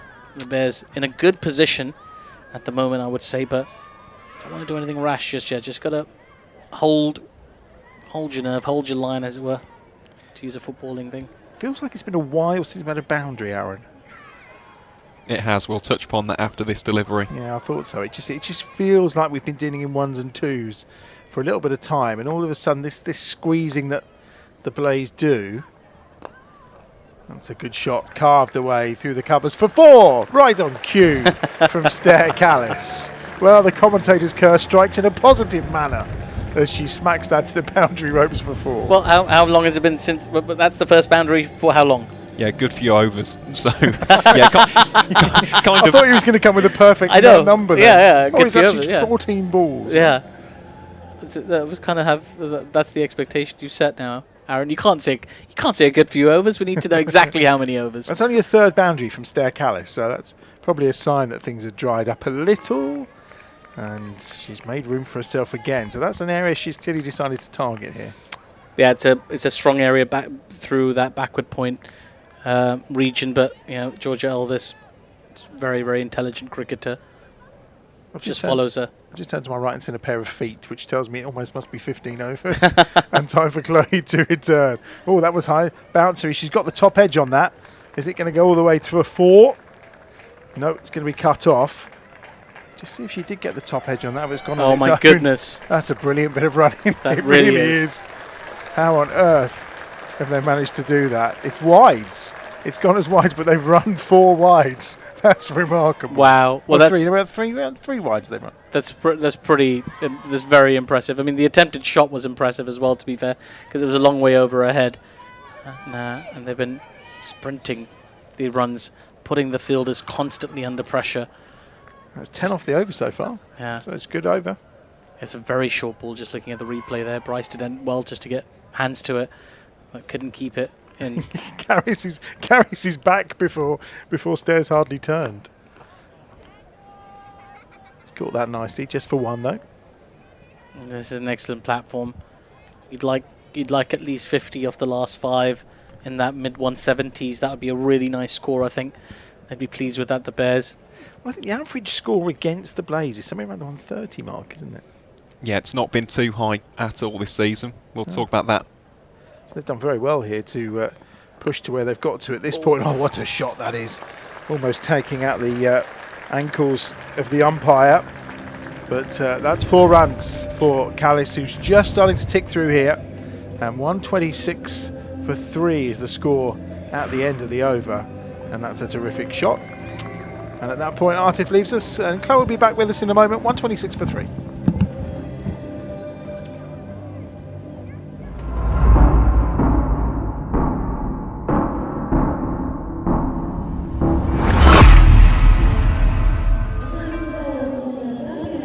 $15 overs gone, 5 to go. Carmen's gone to see the ground staff, although Gary Barwell, the head of turf management, not in the slightest, has been interested in a visit from Carmen. Plenty of kids in as well. Shouldn't they be at school? No, it's 4 o'clock. They've left school. They've finished school for the day. We'll let them off. I thought they were bunking for a moment. I mean, I'm not encouraging it, but what a better place to mess a bit of school. But it's a Friday. Educate, yeah. Hugh Bear is signing autographs. They've got a busy can bears day. hold pens and write? That's a great question. I'd love to see their autographs. Yeah, I'd have thought he's done a fist pump there. Someone punched his fist instead, I think. Grace Ballinger back in. Big swing from Caris Paverley. That's in the air. It's in the air for a long time, and the catch is taken. And Tammy Beaumont has her 2nd catch of the innings. And it's a 4th wicket down for the Bears. Caris is on her way for 9. It's 126 for 4.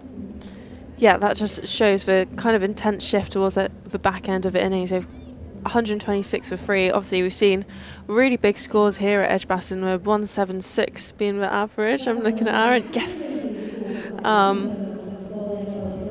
But that means we've got to have some firepower in this back end of the innings. And that was a tough catch, right? It's gone up a long way.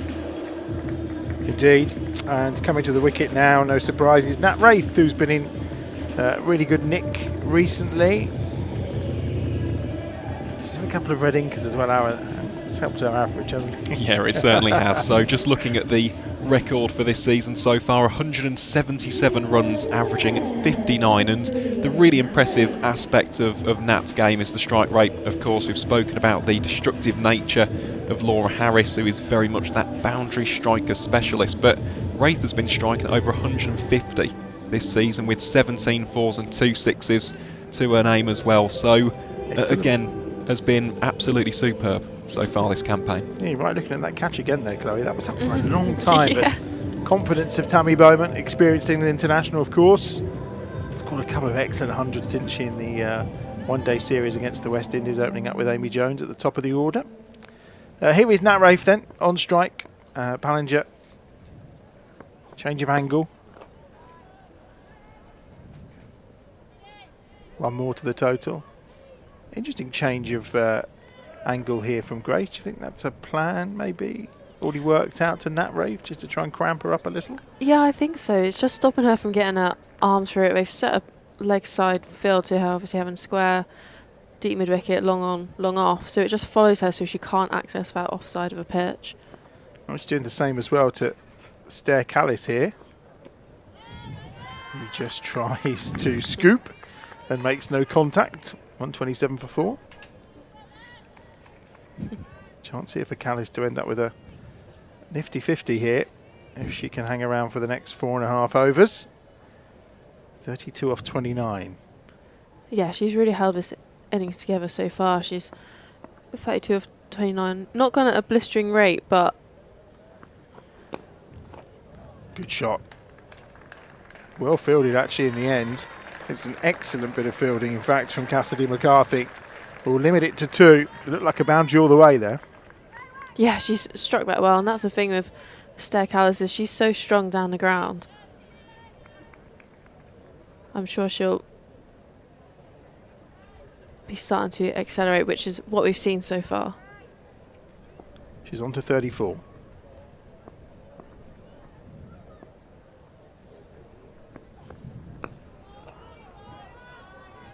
Going to be one more to the total. Bring Nat Wraith on strike. Just one more ball to come then in this, the 16th over. Score does feel like it's stagnated a little. Yeah, I think that's just the wickets from the other end, potentially trying to create a partnership, and it just quite haven't managed to have somebody stick around, but one more leg by to the total. And it's 131 for 4 then.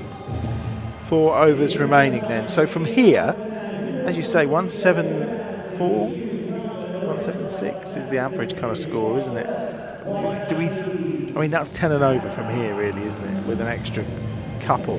What do we reckon? Feasible? Or are we looking at more kind of 160, 165, given the quality of the Blaze attack? Well, we've done this, haven't we, on Bears TV so far this campaign, and I've been quite reserved when it comes to my predictions. So today, I'll go with 173. Chloe? okay. I'm gonna go with 168. Okay. What's yours? I'm thinking 165. 65. Okay. Yeah, I think that there's some real quality in this Blaze attack, isn't there? And I think that may prove tricky. It's all about really kind of how Stair Callis, I think, stands up in the next few overs. 35 from 31 so far. She's not on strike here, though. Nat Wraith is on strike. And it's Catherine Bryce into the attack again. She's done all right so far, 2 for 11. A couple of stumpings for her sister. I mean, what more could you want? Yeah, I mean, We had the Taylor twins last weekend. We've got the Bryce sisters today. It's a family game. yeah, keep them coming.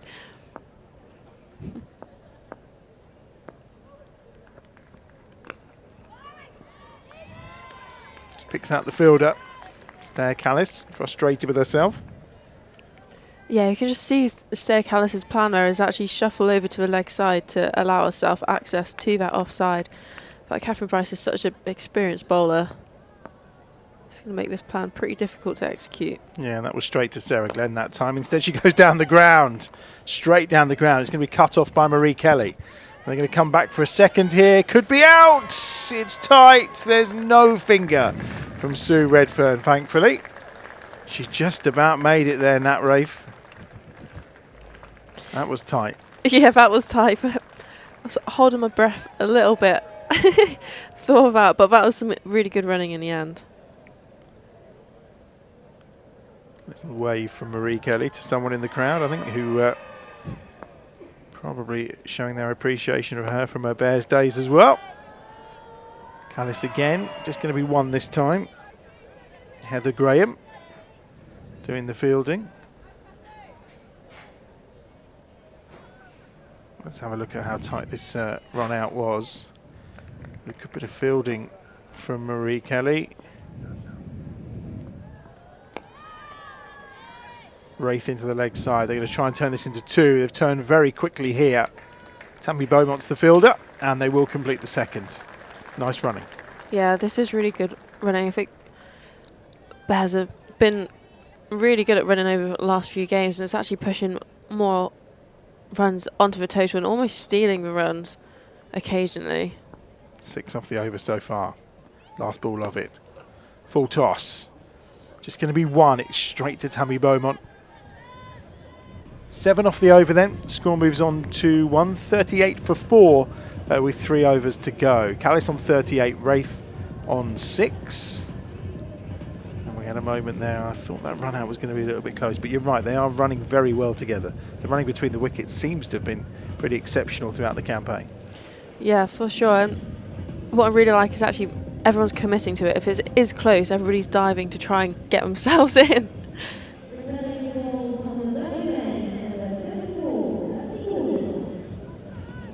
Kirsty Gordon back in. 1 for 22 so far from her 3 overs so far. So 3 overs remaining, 138 for 4. That target's got to be 170. Given the start they had, it's going to be 1 inside the circle. Always feels like a good run if you can get it inside the 30-yard circle and pinch a single. Wraith's on to 7. Callis on 38. Yeah, I've got a question for Aaron actually. After this ball, I'll ask. Callis gives herself room and flogs it through the offside for 4. Lovely shot. Very nicely played. 143 for 4. Callis is into the 40s, onto 42. Question being fired at Aaron. What is the average boundaries scored in a T20 game so far this season? I can work that out for you, but I'll tell you how many have been scored in this one. So 14 fours and a 6. Okay. So pretty decent numbers for the Bears in that capacity. This time she goes the other way, sweeps it for 4. Excellent shot for Stair Callis. On to 46 now, 147 for 4. And approaching that 50. Gordon put it outside the off stump, but she stepped across and away she went. Real intention from Stair Callis, and as we said, if it's going to be a 170 total, she's absolutely key to this. Lovely shot into the gap. Not quite going to reach the boundary this time. It's well fielded. Just be 2 to the total. Excellent work on the boundary ropes. Yeah, this is a great over so far. Obviously, Stair Callis shuffling over, really making use of a space around the ground. Cassidy McCarthy doing the fielding there. Then the reverse. That's going all the way to the ropes for 4. And it's a 50 for Stair Callis. Off 38 balls, she brings up her 50. And she will be the key to this Bears total. There's no doubt about it. Excellent innings, 52 of 38 balls. 7 fours, should I say. And a strike rate around 136. She's really holding this innings together. Yeah, and I mean, if you're going to bring up your 50, you bring it up with style, don't you? Certainly do. Appeals for LBW. Nope. Just going to be 1 to the total. 154 for 4 then with 2 overs to go. And, well, we said that Stair Callis was going to be key to this. Some of the numbers behind that innings, Aaron? Yeah, absolutely outstanding. It's the second 50 of the campaign for the Dutch international. Of course, following up from that 24-ball 52 down in Chelmsford against Essex. I did also just do the maths on that question, Chloe. So the average so far this season at EdgBLASTon is around about 24s and 1 6. So just looking at the numbers so far, 15 4s and a 6 in this game. Little bit behind the 8 ball in that capacity, but the running has still been very good. As indeed. 16 off that last over then. Really good over for the Bears, propelling them up towards this 170 target. Stair Callis is on strike again, and immediately they'll look to try and turn this into 2, taking on the arm of Tammy Beaumont. And they do turn it into 2. Yeah, I think that was a really great point, Aaron. Thank you for working that out as well. My burning questions always answered. It did feel like we were a little light on boundaries, didn't it, today, compared to some of the other games? Yeah, I do think that the girls have definitely made up for it in their running, though. They've run really hard today. They have. Down the ground this time from Stair Taken. Callis, and she's got catch by Marie Kelly. And she's on her way for 54 then. And the Bears lose their 5th wicket. Bryce has a 3rd, and it's 156 for 5 then, with 11 balls of the innings remaining. Yeah, I think that was a really good effort there to try and get those at straight boundary where Stair Callis is so strong. But to replace her, in comes Emily Arlott back off international duties, and she can hit a very long ball. Well, she certainly can. She's on her way to the crease right now. And Callis, excellent. 54, getting the appreciation she deserves. 41 balls, the innings. 7 fours, no sixes today. Strike rate of 131. And she really has set a platform here for the Bears to push on in these last 10 deliveries of the innings. And it is Emily Arlott who arrives to join Nat Wraith at the crease.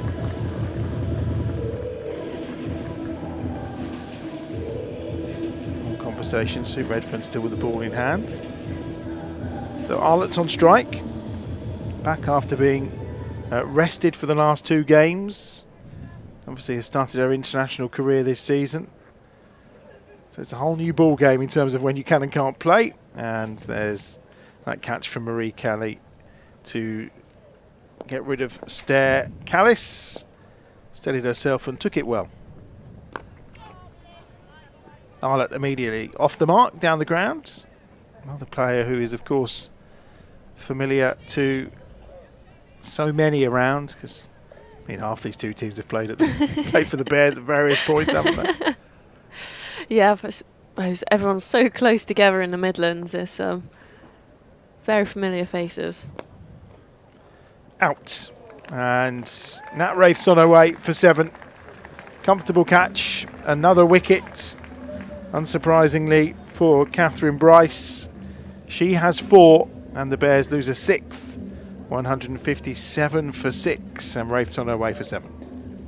Yeah, you could definitely see what Nat Wraith was trying to do there. The whole of it offside in the ring. She was just trying to access it going over because there's so much space out there, but unfortunately didn't quite execute it on that occasion. But Izzy Wong, crowd favourite, has come into the crease. So 2 Bears internationals. So well, they'll be trying to do the damage with the ball, won't they, in a few overs' time, but they're going to try and cause a few problems before that, both with the bat. We know that they both have got the ability to clear the ropes, that's for sure. Frustrated, Nat Wraith makes her way back to the Bears dugout, and it's going to be Izzy Wong who's on strike then. 2 new batters at the crease. 157 for 6. And here comes Bryce in again, and immediately Izzy Wong is off the mark, out into the leg side, fairly straightish, so it will just be 1 to the total. And it's been a very good spell this by Catherine Bryce. 4 for 21 so far, 1 ball remaining. yeah, this has been a really destructive over so far. Only 4 coming from it with 2 wickets as well. Oh, drilled back down the ground by Arlott and parried onto the stumps, but Izzy Wong was safe in her ground actually. And Bryce completes her 4 overs, 4 for 21. How tight was this? Yeah, Izzy Wong wasn't in by much, but it was enough. And with 1 over to go, 158 for 6. And who will get that final over? That's the question from the far end. Decisions being made. Yeah, I think this is a good call from a Blaze here. Grace Ballinger with that left arm, tailing it back into the right hander. I think they just look to cramp both Izzy Wong and Emily Arlott for room to get their hands through, is what they do especially well. 1 for 22 so far. So final 6 balls then. The Bears 158 for 6. Can they push on to 170? We know it's going to be a tight game between these 2. A tie when they met the opening game of the campaign. Opportunity here to post a really tough total for the Blaze to try and chase down. Plenty of quality in both these sides. 2nd and 3rd in the table, of course. Bears would go above Blaze if they could win today. Straight down the ground immediately. Has she found the gap? Yes, she has. And it's 4 for Izzy Wong. 162 for 6. Wong's on to 5 and couldn't have placed that any better, really. No, that's how you want to start with final over, isn't it? Starting off with a boundary, getting themselves into a good stead to put as many as they can on this final over. 162 for 6. Wong on 5. Arlott on 1, of course. 5 balls remaining.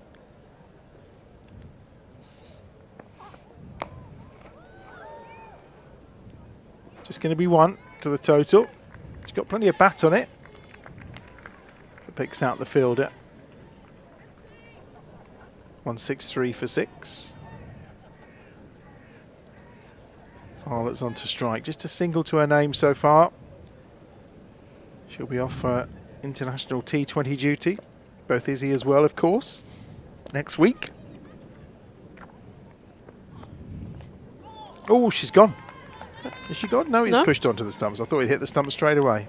No, that's well bowled there from Gracie Ballinger. She's just trying to get out of Emily Arlott's swing because she's so destructive if you bowl it into her arc. She's definitely hit one of the biggest sixes I've ever seen at Trent Bridge. Really? In another Derby day, it was huge. I think it's one of the biggest sixes I've ever seen. Oh, that's a good shot. Off the legs and for 4. Almost cleared the ropes in 1. Emily Arlott spotting that early. And it's a big swing of those arms. And it's 4 more to the total. 167 for 6. I think Aaron might be the winner here out of all our guesses. Yeah, he was being quite optimistic today. Anything over 170, you feel.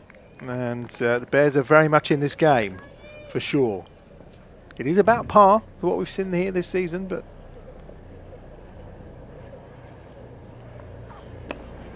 goes again. Chance of a run out. No, that's brilliantly run by Izzy Wong. It was well fielded and a very quick throw that time. However, it was beautifully run. Wong backing up delightfully. And 1 ball to come. A quick word from Emily Arlott, I think, as to what Ballinger's bowling. 168 for 6. You said 169, didn't you? 168, 169. Yeah, I'm pretty sure I said 168, maybe? Yeah. No, you are. So you're on the money at the minute. Last ball. He's got it in the air, Izzy Wong. Going to be caught. Oh no, he's gone over the ropes. It's been parried over the ropes. And surely that's gone over for a 6. Well, they're going to wait to get confirmation here. And it's a conversation with Sue Redfern, the square leg umpire. Anna Harris, and there's the signal coming from Sue Redfern, was saying she thought it was a 6. The Blaze say it's a 4. Well, we've been here before with Nottingham, haven't we? It's 4 to the total. 172 for 6. Let's have a look at the replay. Izzy Wong just tries to lift it over, parried down. No, that is a 4. It's just bounced inside. Disappointing for Catherine Bryce. Looked like she had that all the way. Looked like it was going to be a really comfortable catch, and just threw her hands. I think she was conscious of where the ropes was, which had a little impact. And that completes the innings then. 15 runs added at the end by Emily Arlott and Izzy Wong lift the Bears above that target of around 170. They finish on 172 for 6 from their 20 overs. So when we return, the Blaze will need 173 to win.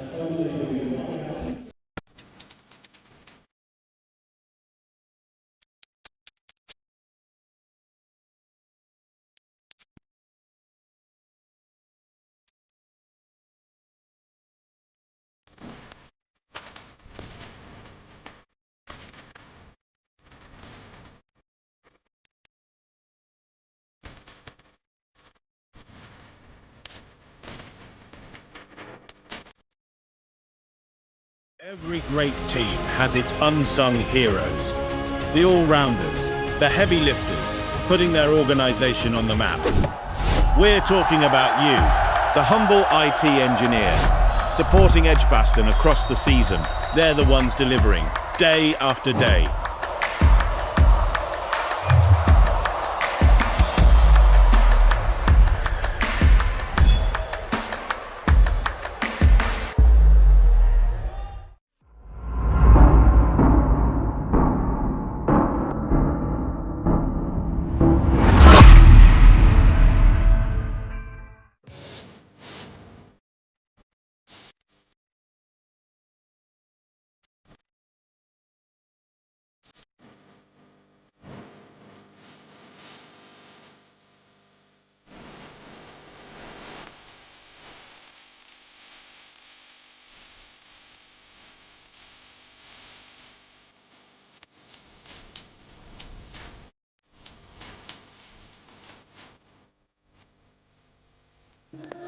Was it 4? Was it 6? It was 4. It was definitely 4. It dropped inside the ropes. We've checked. 172 for 6 is what the Bears have finished on. A pretty strong total, considering, because it looked like that innings was just going to fade away there for a minute, Chloe. I thought they might just, be pulled into to a much lower total, but they did well and like a couple of nice shots towards the end just to keep that momentum going.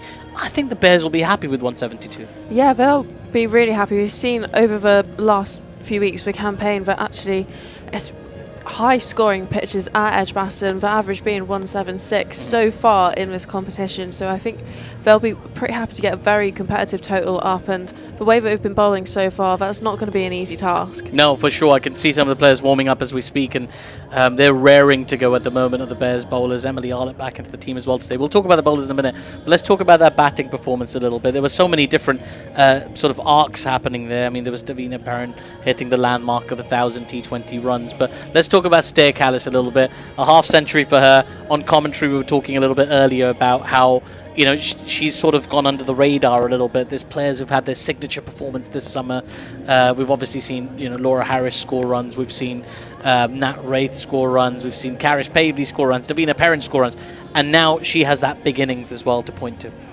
Yeah, she did really well out there today. She showed obviously an array of shots as she has in the locker, but she just goes about her business, doesn't she? Yeah. And you just love watching her bat. She bats so well out in the middle. But you don't realise that she's racked up this 50 so quickly. Yeah. But yeah, she's really been the anchor of this Bears innings today. So strong through the covers as well, particularly those wrists. Yeah. We love them. Let's take a look at some of the highlights from that innings of the Bears batting. And it was a very, very eventful innings as well. We talked about Davina Perrin earlier. Just a lovely shot. That was a nice clean strike. It's the kind of shot that we've come to expect of her over the years. And she's just a teenager still, but a senior player already into the side, isn't she? I mean, she's someone who's really stamped her authority on that opening position. Yeah, I mean, she's so explosive up top, and the pair opening now, Davina Perrin and Meg Austin. Meg obviously providing a lot of firepower from the other end. She goes hard, which is, I think, what you can expect to see from now on from this Bear opening pair. And it sort of frees her up a little bit as well, the way I sort of look at it. Davina Perrin to play the kind of cricket that she's natural with. This was an incredible stumping. The Bryce sisters combining there for the wicket of Davina Perrin, and she was frustrated with herself because she'd got a nice start going, Davina Perrin, and she'd hit that landmark of 1,000 runs in T20 cricket, and then she was stumped. But it really was a really impressive piece of work. I mean, I joked at the time they probably practiced this kind of thing in the back garden, the pair of them, with a shorter delivery and a stumping off a medium pace, and that quick, that presence of mind, that is really, really impressive from Bryce behind the stumps. And Davina Perrin just gives herself a little knock on the helmet with the bat, just a little bit annoyed with herself. But she has been looking really good this season as Perrin, and there's big knocks to come from her as well. Yeah, absolutely. And as you said, she's only 18 still, so she's still a baby and she's one of the senior players, so I think you can expect to see more of that from her. Yeah, there's another one from Bryce, the Bryce sisters again combining for another stumping. This one had just moved away a little bit. It pitched and moved away, a bit of a leg cut to that. I think she just cut her fingers across the side of the ball, took it away from the swinging arc, and that was a terrific piece of work from the two sisters again. That was the first 2 wickets to fall as well. So the scorecard looked quite the picture. It was bold Bryce, stumped Bryce, bold Bryce, stumped Bryce. It's quite a tongue twister, actually. Try saying that quite a few times. Bold Bryce, stump Bryce. It's hard to... You try it. I was going to say bold Bryce, stump Bryce, bold Bryce, stump Bryce. All right. But fine. I reckon if I said it 10 times, I'd be in a right pickle. Yeah, it was tricky. I think Kirsty Gordon into the attack, and she got the big wicket, this of Laura Harris. It was a really good catch by Tammy Beaumont above her head as well. But it was a really clever piece of bowling as well, just tempting Laura Harris to try and clear the big boundary. We know how strong Laura Harris is. She's shown it already, the strength that she possesses and her ability to clear the big boundaries. But that was quite a long hit to execute. And I feel like if it wasn't such a long boundary, she might have been looking at 6 right there. Good catch, though, by Tammy Beaumont. Yeah, that was a great catch. That went high, and obviously you know who's hit it, so those added nerves as you really want this wicket. Same with this one. Haya Karis Pavey obviously in the runs last week, and that's again Tammy Bowman underneath with very safe hands, gone up a long way.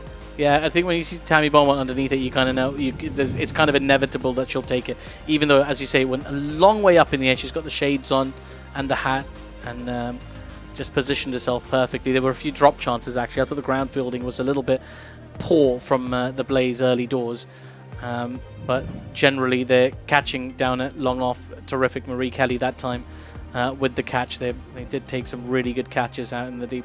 It always hurts when Marie Kelly does it against the Bears, doesn't it? It really does. But they held their catches. They took the momentum out of the Bears innings a little bit. But there were some terrific strokes. Not this one, obviously, because this is the wicket. But generally they've managed to pull things back a little bit, the Bears, because it was one of those seesaw innings where it looked like, okay, they're building. They've got a really good foundation. They could go up to that 170 mark. Oh, no, wait, they've been pulled back. It could be a 150-ish score. But then finishing at 172 for 6, I think they'll be really, really pleased with that. Yeah, absolutely. And I think they ran really well when the boundaries weren't really flowing as much as they'd probably like to. It's actually, they ran really well, putting themselves on the line, diving for those close runs, and really putting the Blaze players under pressure for clean pickups out in the outfield and firing it back in quickly. So I think that was really good when the boundaries weren't flowing as much, and then they picked up back end of the inning. So it did definitely ebb and flow, but overall they've ended up with a really, really good total. Yeah, they certainly have. There's a big old boundary as we look out now towards the leg side. It is absolutely enormous, the gap that needs to be defended. That's where the Bears, I thought, did really well defending those threes. Right, I'm going to get out of the way because the Bears players are making their way out to the middle. What's required here? I mean, a couple of wickets in the power play would be lovely, wouldn't they, at this point? Give us your thoughts, Chloe, and then joining you on commentary to take us through the innings of the Blaze. It will be the one and only Adam Bridge. Adam's just coming back, and yeah, as Artif said, we've got AZ Wong in the attack and Emily Arlott, so I'm pretty sure they'll be looking for some wickets first off. Did you see Izzy then? She was literally bounding like Tigger out onto the outfield, raring to go, clearly. She does that. She has the same routine every time she comes onto a pitch. There's a little bound and a little spin. Okay. I hadn't noticed that before. Something to watch out for. She's going to open up from the pavilion end, as ever. And opening the batting for the Blaze will be Tammy Beaumont and Marie Kelly. And it's Kelly who's on strike at the far end. We could go into a record at EdgBLASTon with Aaron, but it's pretty good over, over the years when she was the Bears captain, of course. I also, just from memory, I have a big 100 tucked away from last year's, I think it was competition, but we'll ask Aaron about that in a moment, as Izzy Wong bowls the first ball outside the off stump, and it's left alone. She did score a big 100, didn't she? Yeah, she did. That was in the regional setup, wasn't it, for the Central Sparks? I think that was against the Southern Vipers on that occasion. Didn't she score a big 100 here against the Bears? Or am I imagining that?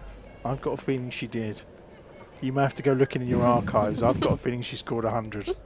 Sorry. On her return to EdgBLASTon. Yeah, in the 50 over format. I think she did, yeah. Izzy Wong in again. Oh, Kelly's tempted outside the off stump. Wasn't too far away that time. Yeah, that's promising signs. That's what you want to see. Izzy Wong slip in. Obviously, Laura Harris in very safe hands. There, a little bit of a way swing. She just needs a little tickle. Both these two have joined us up here, of course, on Bears TV at various points over the years. Izzy and Marie.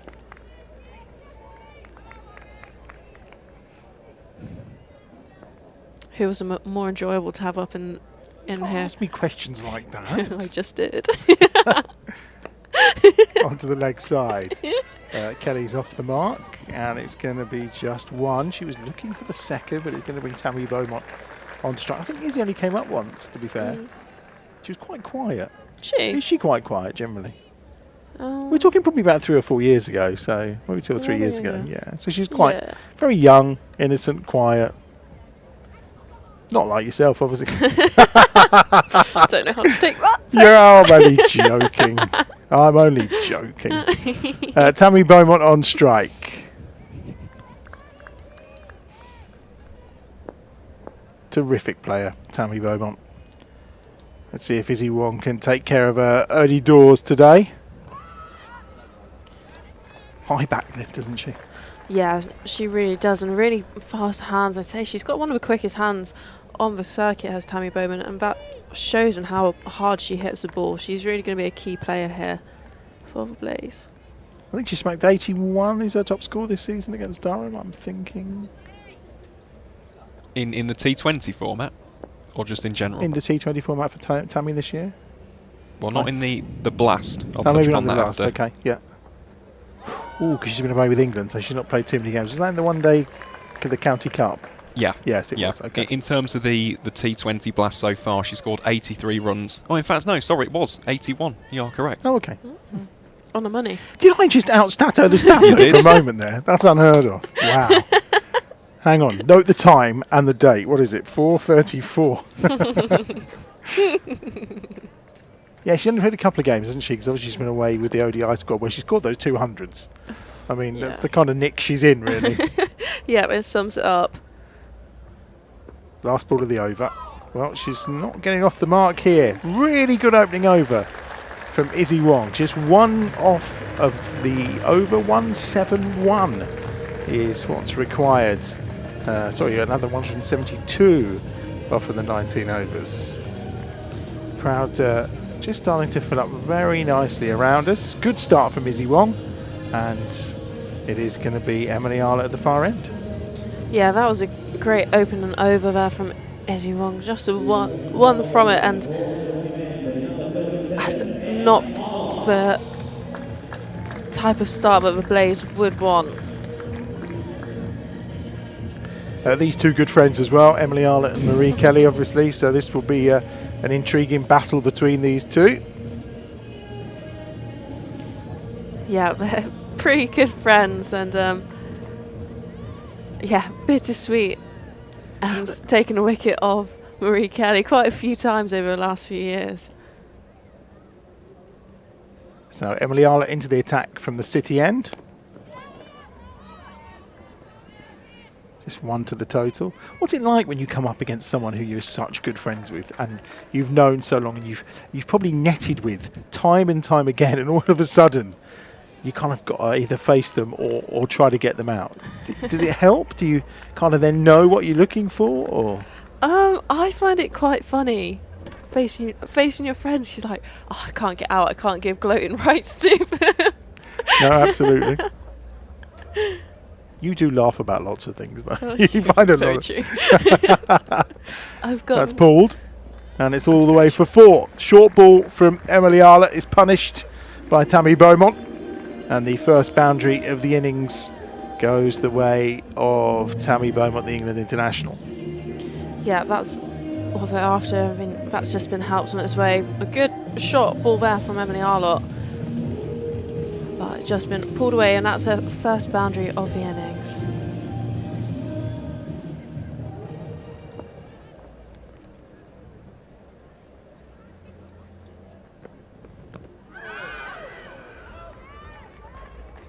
Off an appeal from 2 or 3 of the Bears players, but nothing doing from our umpire at the far end, who is Anna Harris. Sue Redfern, the standing umpire at square leg as things stand.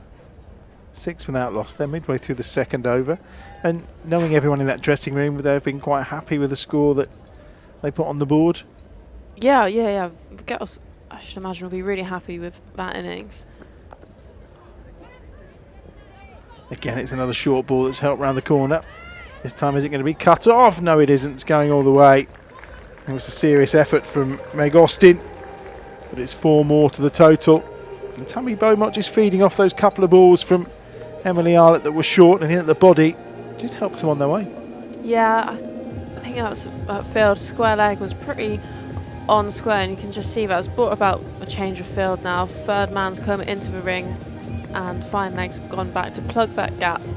Because I think it's a really good wicket-taking option actually for Emily Arlett. It's actually to try and bounce Tammy Beaumont out with that short delivery, because she's so good at that pull shot.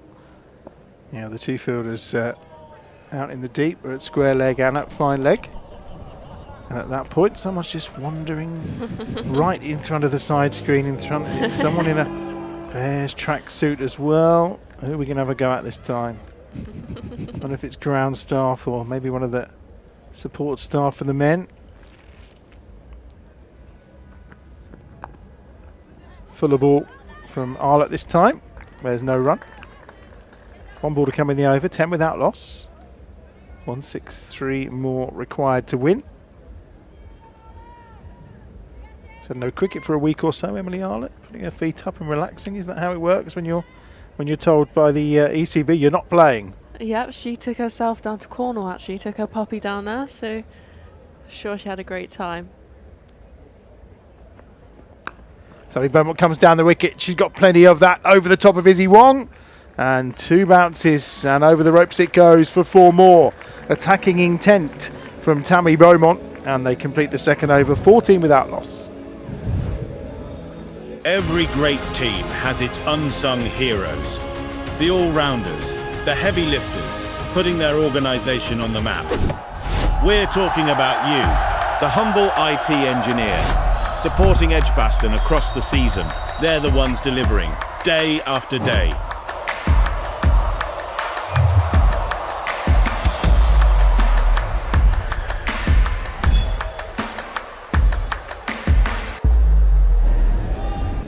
Izzy Wong will bowl her second over from this pavilion end. 14 without loss then.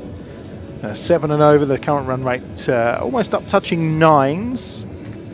And in terms of these, it's not really been an opening pair that's been in action so far this season, has it, Aaron? As we mentioned, this is only, what, 3rd appearance for Tammy Beaumont in the competition? Yep, spot on, and let's face it, she looks in impeccable form so far. Those 3 4s really do signal the intent here from the Blaze opener. It's Wong into Kelly. And it's a dot ball to start the over. I suppose the question here is, obviously Izzy went for 1 in her first over. If she has a good over here, do you go with a third, or is that too far? Is at that point you kind of get picked off and they've kind of got a sight of you at that point? Yeah, I mean, that's a great question. And how do you balance it is actually, do you want 2 overs from Izzy Wong at the back end in a death, your experienced bowlers, or do you want to give her the ball again when it's new and still shaping when she's bowling this well? Another dot ball. It does feel like she does most of her damage up front, doesn't it? What would you do if you were Captain Chloe? Oh, good question. Got quite a good ring to it there, Captain Chloe. Yeah. That's a really good question. I reckon I'd keep her on, you know, save 1 for the death. Because me too. Yeah? Yeah, Nice. I'm with you.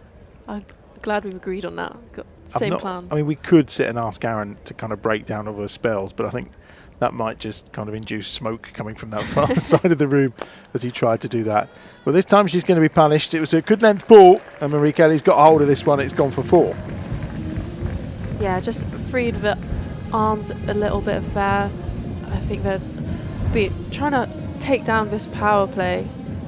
So far, Bears power play only beaten once so far by an opposition. So. And it was a good power play today as well. Yeah, very good power play today. So that will take some beating.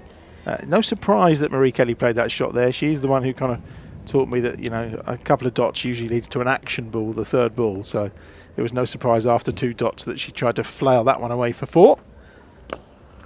Comes Izzy Wong again. It's repeat, rinse and repeat. Exactly the same ball and exactly the same shot and the same result. 4 more to the total. Yeah, I think this will force Izzy Wong to just change something there. Obviously, she's hitting her line and length really, really well, but Marie Kelly's just getting rid of that front leg and freeing her arms through it.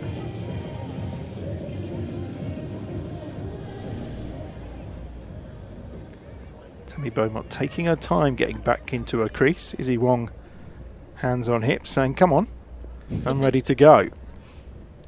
Not very often the non-striker is the one who's delaying the bowler. That's short, that's up in the air. Chance of a catch and gone! Perfectly picks out the fielder on the ropes, and it's a brilliant catch from Hannah Baker. She watched it all the way, and Marie Kelly is on her way for 10, and the Bears striking the power play. 22 for 1. That is a great catch out there and deep by Hannah Baker. That's gone up high, and then that's the plan change there from Izzy Wong, and she's picked her fielder out, and Marie Kelly is back on her way to the dressing room. She is executed brilliantly, and talk about picking out the fielder. It couldn't have gone any straighter to Hannah Baker, who was on that square leg boundary. And Marie Kelly is on her way. The former Bears captain departs with 10 on the board from 9 balls, having been hit for a couple of 4s. Perfect response from Izzy Wong. Short ball, and picks out Hannah Baker, who takes an exceptional catch. Yeah, Hannah Baker looked pretty happy with herself there. Just straight into the breadbasket. Yep, so she should be. Very pleased with that catch is Hannah Baker, and it brings Catherine Bryce to the crease for the final ball of this 3rd over. Scored 60 when these sides met on the opening day of the season in this competition. Oh, another short ball, fended away and just not quite going to carry all the way this time. Laura Harris was fielding it fine leg, and it's a single, and it completes the over. Good response there from Izzy Wong as well. 23 for 1 then after 3, and Izzy went for 9 runs, but she got that all-important wicket. Yeah, that was a great over. I was convinced that there was going to be an advert at the end of that over. But that was really good there. Challenging as well. Catherine Bryce off the back foot. First ball, she didn't look like she liked that too much. And that would be the reason why I would think about having another over from Izzy Wong, potentially from this pavilion end. But we'll see what the thought process is, of course, of Georgia Davis, the skipper. Right now, she's introducing Caris Paverley from the city end. And it's going to be Bryce on strike. Had a good day with the ball today. To Catherine Bryce. Let's see what she's got to offer with the bat. Aaron, how's her campaign been going? I mentioned she got that decent score against the Bears. Yeah, excellently. 215 runs so far at 71.66. Strong cutaway. Will it be caught on the ropes? It will. It's more super fielding from Hannah Baker. Clearly, Caris Paverley's been teaching them all how to do roly-polies when they collect the ball in the field. Yeah, for a little scheduled gymnastic session during a week. Why not? Yeah. If it helps the fielding, why wouldn't you?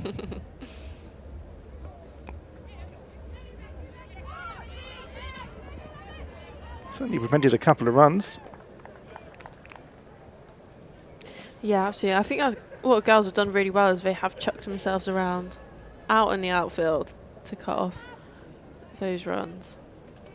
Some people try to cut runs off, ended up pulling hamstrings and tearing all sorts of things, didn't they? Whoa! What was it is? You know, you work hard in the field, and these things happen. Yeah, that's sniper up in Corkfield Flat's been pretty busy. No run. However, you did arrive here earlier out of breath. Now, this wasn't because you've been on the bike. This was because you'd run up the stairs. Now, if you're starting to run, this is a good sign. I mean, that was my power walking around the old boundary. Okay. I was going to say, are we supposed to tell the physios that you were walking that quick and moving that quickly? Probably not, are we? Take it easy. Yeah. She didn't arrive out of breath. She was very slow. I did get the lift. So, Jules, you can stay assured that I'm not pushing myself.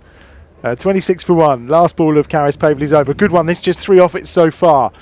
Can she come out of it well? Tammy Beaumont's got other ideas, and she uses her feet, but it will just be a single to Davina Perrin. And at the end of 4 overs, 27 for 1 as things stand. The interesting thing will be who bowls over number 5. Thank you for joining us on the stream today. A lot of you tuning in this Friday afternoon. Don't forget, as well as leaving us a comment, we would love you to click on like. You've got to put your thumbs up now. See what Artie. Oh, both. See, 2 thumbs up we get from Chloe. It's just one thumbs up, isn't it? It's just one thumbs up, because if you do 2, then it takes off. Yeah, exactly. That's how it works. So don't forget to click on like the stream, subscribe as well, so you never miss any of Bears TV throughout this Blast campaign for both the men and the women. Men coming up later, separate stream for that, of course, from 6:40 this evening. Worcester are in town. The Bears against the Pears. And it's going to be Moeen Ali against his nephew. Yeah, that's going to be an interesting one tonight. So we'll see. We'll build up to that a little bit later. 20-7, our stream gets underway. Match underway from 7 o'clock tonight. What I'm told, it's going to be about 31 degrees and hotter than it's been for most of the day today.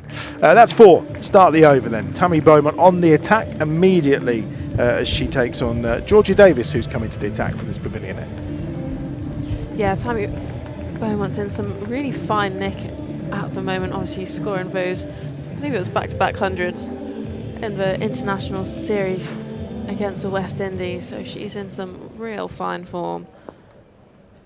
She moves on to 17. Good response from Georgia Davis. A bit flatter, a bit quicker. Almost squared up Tammy Beaumont. Georgia having a good campaign as well, isn't she? Feels like she's contributing with the ball every single match that they play. There's a half an appeal. Certainly stops Tammy Beaumont running. How many wickets has Georgia got actually, Aaron? Yeah, she's taken 9 wickets so far this campaign, every single one of which has come at EdgBLASTon. I also do have the answer to that previous question about Izzy Wong. I did the breakdown. No way. Okay. Yep. Look at that. He didn't have to, but he has. And that's going to just beat Millie Taylor for 4. It was in the air for a long time. Chloe was getting excited alongside me that Millie might just get there, but it's 4 more to the total from Tammy Beaumont. Yeah, I think that was Emily Harlott down at Long On doing the work. They've got very similar ponytails. I just looked at the ponytail, yeah, sorry, my mistake. Yeah, but that was promising signs here for G. Again, good response from Georgia Davis. Tammy Beaumont looking to be on the front foot, looking to be aggressive. 21 off 16 so far, last ball of the 5th over. She goes again into the leg side. Carries Paverley, trademark. 2 to the total, end of the over. 5 overs gone, 37 for 1. Aaron then, while we swap over here with Chloe and Artif, do please tell the answer to your question, the answer to my question really. For me, I think Izzy probably deserves a 3rd over given the way she bowled, but some will say people get lined up. Is she more effective for the Bears in her opening spell than when she returns later on? Yes, I think is the short answer to that question, Adam. So I did do the breakdown. In overs 1 to 6, Izzy has taken 7 of her 9 wickets in this campaign so far. From overs 7 to 15, hasn't really bowled too much, so unsurprisingly is wicketless. From over 16 to 20, just 2 wickets so far this season. And more expensive as well? So Yeah, which, to be honest, is expected, isn't it? As you'd expect towards the death overs. Well, yeah, but you also get carted in the power play. They always say it's a difficult time to bowl, isn't it? Caris Paverley's back in from the City end. Where do you stand? Would you like to have seen Izzy get a 3rd over, given that she'd just got a wicket and caused Catherine Bryson just to rush through with that shot, with that short ball? There's a case for it. There's certainly a case for it, but I think there's a preset plan that the Bears have, and maybe just sticking with that for the time being. And there's nothing wrong with that either, holding back on 2 of Izzy Wong's overs. I mean, she's a wicket taker, so if there's a partnership you want to break a little bit later in the middle overs, perhaps you want to hold on to one, and then you certainly want to hold on to one for the death. I think that's a part of the innings where she'd love to sort of showcase her skill as well. She's sort of been a bit expensive at the death, I think, if I'm right in reading. Tammy Beaumont looks in good nick, doesn't she? She smacks another one away to the mid-wicket boundary for 4. She moves on to 27. She's scored the majority of the runs for the Blaze so far, 42 for 1. Yeah, she's a terrific player, obviously, Tammy Beaumont, so decorated, and some would say sort of harshly not considered in the T20 setup for England. She's such a phenomenal player. I remember being in Cardiff when she became the first woman to score 100 in the 100, and what an innings it was, what a talent. She goes again here, and she's got most of Caris Paverley this time, and that's 4 more to the total. She almost feels like she's dealing exclusively in boundaries here at this moment in time. Tammy Beaumont, she moves on to 31. I'm going to say she's probably hit 6 or 7 of them in boundaries, Aaron. These He's nodding. Sorry, yes, so that is a 7th boundary for, Wow. for Tammy Beaumont. 7 of her 31 have come from 4s so far. Goodness. And that's what happens a little bit. You put the bowler under pressure, they get a bit wayward. That's what Tammy Beaumont is so good at, and it's so important for the Bears to send her back to the dugout. Have to find a wicket here. Have to get her before she becomes a huge thorn in their side. Well, it looked for a moment that the Bears were going to comfortably win this power play, but this hitting from Tammy Beaumont has made it quite tight, I think. We'll check in a moment. 1 ball left of this power play, and we'll get the comparisons from Aaron. But this has turned into an expensive old over. Yeah. 11 off it so far. Oof. Can she get out of it quietly? Oh, that's a lovely shot.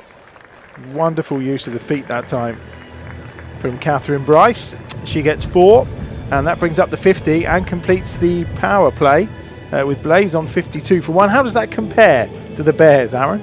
Well, you'll see. It's very close. Just 2 runs between the 2 sides at this stage. Bears were 54 for none. Blaze, as we've just seen, 52 for 1. The interesting metric which I've been looking at, though, is the fact that the Blaze are scoring a lot of these runs in 4s. So 40 of those 52 have come from 4s alone. They've outscored the Bears in that regard. Lots of dot ball, though. So there's already been 16 in this innings for the visitors. So something to watch out for in the next few overs.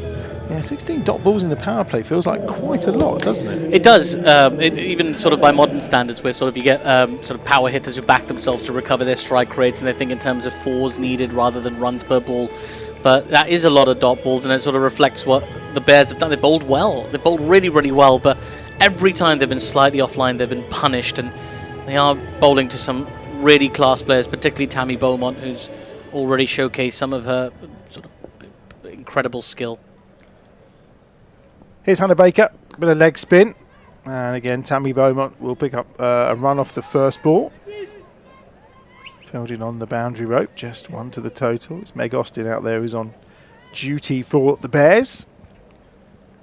They need to fill up quite nicely around the ground ahead of course, our men's game, which is coming later. People finishing work and school and college and heading on down to EdgBLASTon. There's still tickets available for later tonight if you've got now better to do. A Friday night here between the Bears and the Pairs is something special. Even if you've got something better to do, cancel it. Sack it off, yeah. Just come, trust me. Yeah. Oh, Deft touch. it's not going to reach the boundary, I don't think, though. Just slowed up a little bit. It was a nice touch, but Hannah Baker, for her part, took some pace off the ball before she delivered it. She knows she was lining her up for that ramp shot. It's good astute bowling in a way. Yeah. So That's Catherine Bryce, she's on to 11. you mentioned earlier it's Moeen Ali against his nephew. Isaac Ali, is that his name? Isaac Mohammed. Isaac Mohammed, I beg your pardon. It's a lovely shot again. Bryce just finding the gap into the far side. As we said, she very much likes playing against the Bears. At 60 at Trent Bridge in that tied game first up, and she's on to 15 from 10 already here. Yeah, she had a good day in the field, and now she's making hay with the bat as well. And just really clever hitting, just knows where that cover fielder is, which side to go past her, not afraid to go aerial. And at the moment, this is looking a very dangerous partnership for the Blaze. The Bears need to find a breakthrough, and quickly. 37 off 23 balls so far. That's better from Hannah Baker. Really good ball. Full shot from Catherine Bryce. Finds the outside edge. Yeah, it was a really brave delivery as well. Just gave the ball air, let it hang in the air. Knows the batter's trying to go after. I wonder if she'll give this extra flight as well. Ooh, she does. Lovely ball. Lovely bit of turn. Missed by the batter. And well gathered in the end by Nat Rafe. Complete 7 overs. The score 59 for 1.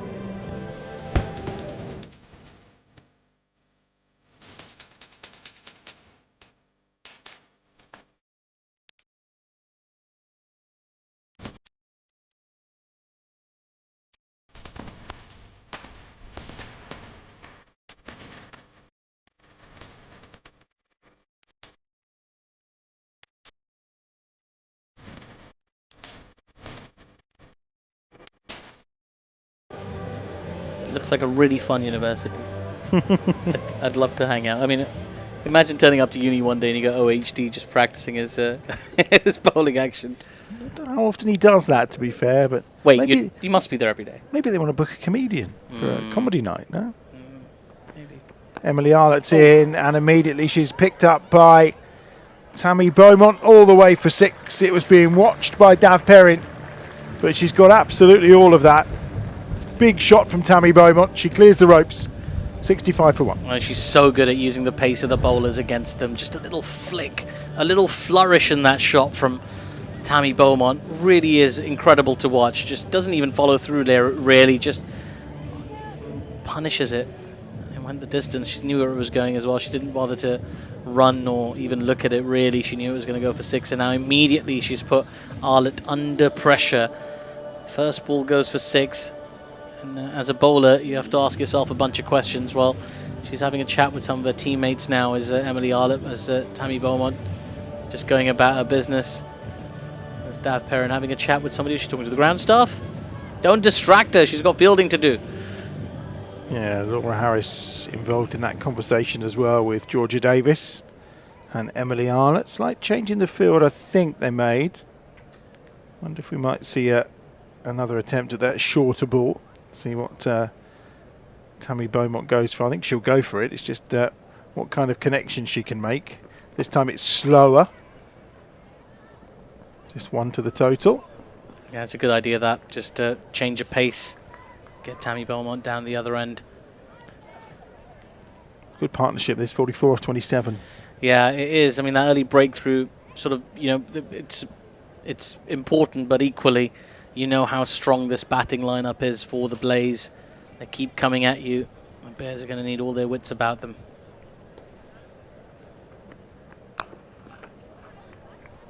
It's well watched onto the bat, but just to pick up 1. And this is a challenge now for Arlett. She's under pressure, but she's come back well, took the pace off and changed the length for the next 2 deliveries. Tammy Beaumont, though, 40 off 23. The Bears have to find a way to get her out. She often goes big with her innings. A couple of hundreds recently in an England shirt.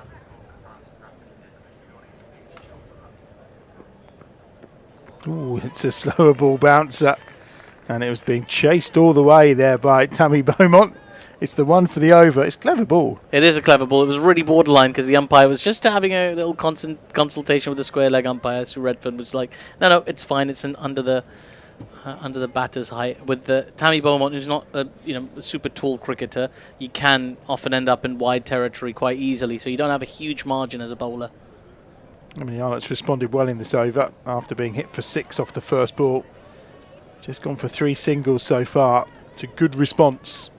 She took the pace off again on that occasion for Tammy Beaumont. That's a really good juxtaposition of deliveries as well. The short one that was out of reach for Tammy Beaumont, and then a slower one that was straighter.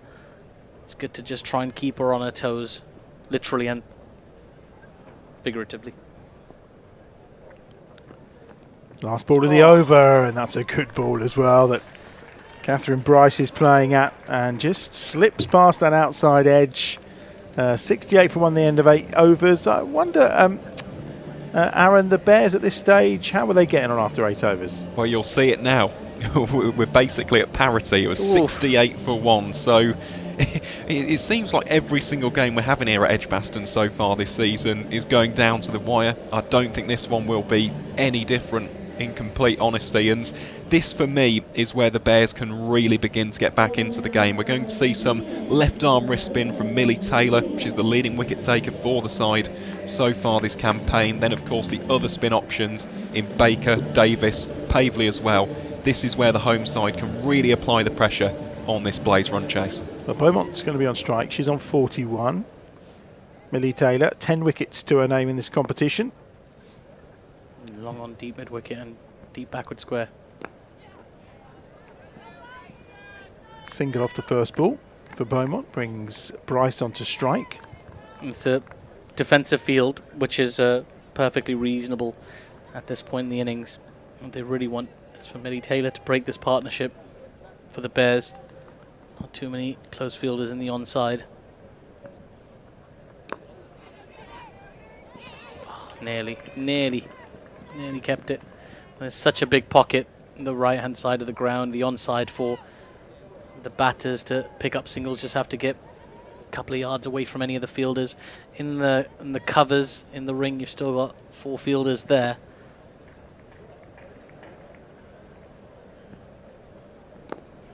And that field tells you she's going to keep things pretty straight. So Perrin's going to run in from quite far to ensure it's just a single.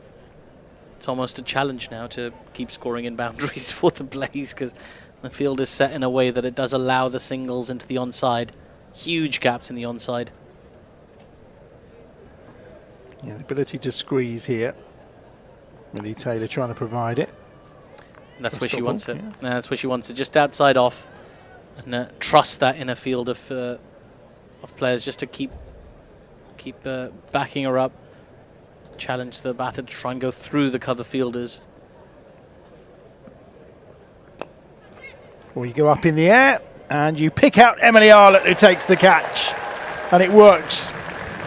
You apply the squeeze, you frustrate the batter, and Catherine Bryce hits out to Emily Arlott, and it's 2 down, 71 for 2. Yeah, it's terrific bowling from Millie Taylor. Just bowled to her plan so well there. Continuously forced Bryce to try and play through the offside, try and find the gap through the offside, rather than giving her the free runs on the onside. And they should try to force the pace, scoop the ball up in the air, easy as you like. Catch for Emily Arlott. And Catherine Bryce, who can be dangerous, is headed back to the dugout. Run a ball 17 for her. There's still plenty of batting to come for the Blaze, but that's an important breakthrough for the Bears. And if I'm not wrong, this is sort of again mirroring the Bears' innings in a way. That really strong power play, a flurry of wickets, things slowing down, and then a stabilising partnership, and then another flurry of wickets, and a little flourish at the end. So the Blaze, they're not quite in as comfortable a position as the score might indicate. And Tammy Beaumont on 43 off 27. If we look at it again, just hanging the ball outside the off stump. And it was just really smart bowling, really clever use of your fielders. Good catch from Emily Arlott, watched it all the way. It brings Georgia Elwes to the crease. 43 she scored yesterday from 30 balls to see her side home in a victory against Lancashire that took place above the Bears in the table. So she's in decent nick. One more ball to face in this over for Millie Taylor, and not far away from Millie Taylor's outstretched right hand. Perrin will field, and that will complete 9 overs, 72 for 2. Beaumont on 43.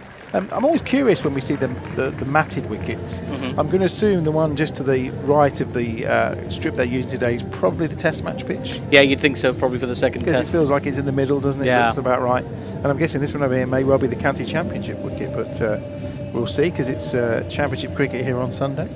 Yeah, back to the County Championship from this weekend. That'll be fun, and lots of preparations for this pitch. The ground staff here are constantly working hard. There you can see on your screens on the far left of your screen is the pitch that we think is going to be used for the County Championship, and the one just beside the one we're playing on is likely to be the pitch used for the England-India men's Test match, the second Test match that will happen in that series. Yeah. Well, yeah, Beginning of July. Yeah, it should be fun. Be warm. Bring your sunscreen if you're headed to EdgBLASTon. Here's Georgia Davis back into the attack, and it's a stumping, is it? No, not quite. Missed chance for a stumping there. Georgia Elwes would have been on her way for sure. It's not like that, Wraith. Not like her at all. 72 for 2 it remains. Yeah, it could be a costly stumping. It's a nice bit of fielding there, but it could be a costly missed chance that. I mean, we saw a couple of brilliant stumpings from Bryce when the Bears were batting. That was a lovely piece of bowling by Davis as well. Just deceived Georgia Elwes, beating the outside edge. She just had to hold on. It would have been a big moment. Elwes, a really good conventional player of the game as well. What's Tammy Beaumont going to do here? Just one. So, Tammy Beaumont, who you sort of associate with big shots square of the wicket, whether on the onside or the offside. Elvis a much more correct player. Well, not to suggest the other way is incorrect, but she plays a very technical game. We're talking about high elbows, drives down the ground. Bit like that. No run this time round. It's nice when they do things on cue. Just an opportunity here for the Bears to continue squeezing. It's been a good over this from Davis. Just the 2 runs off it. The miss stumping notwithstanding.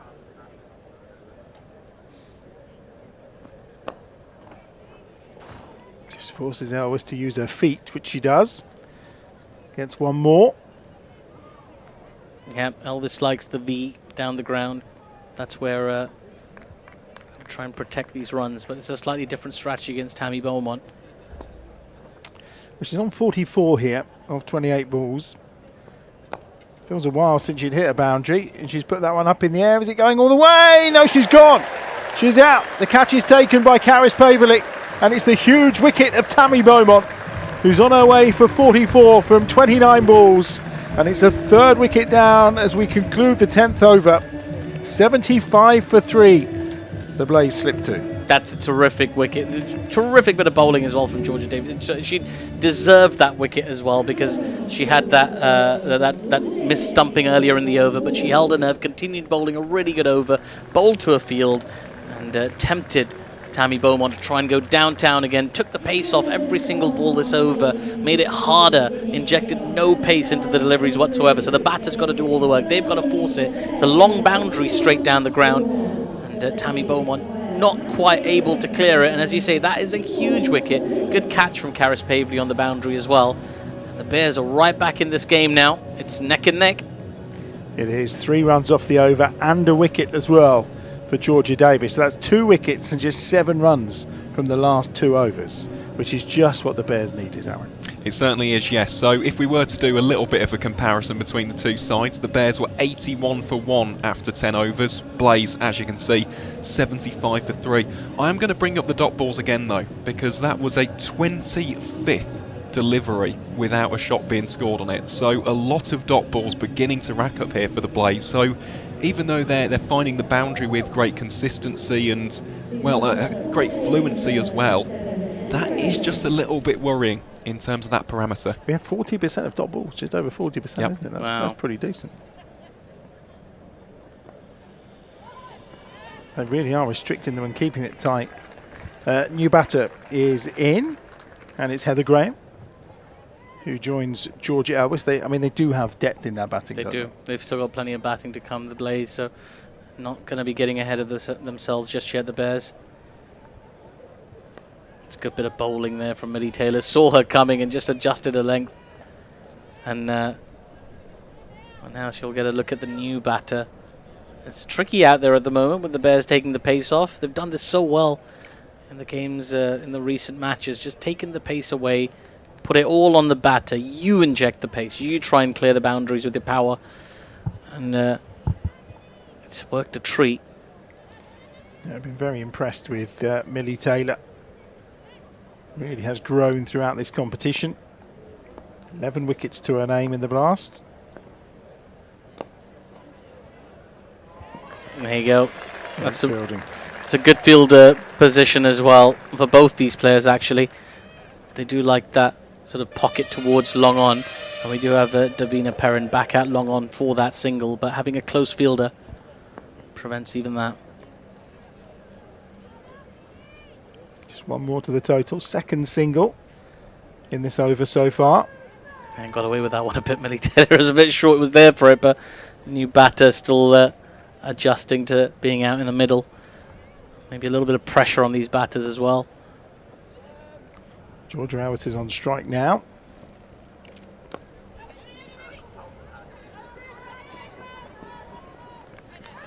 That's good fielding again. Kept it down to 1. Going to say they're stopping the 2s. Plenty of dot balls. Just really squeezing this Blaze batting lineup. Anxious faces in the Bears dugout. Last ball of the 11th. And it's a dot ball. Just 3 off the over again this time from Millie Taylor. 2 overs, 1 for 7 for her. And Blaze need 95 off 54. They are 78 for 3.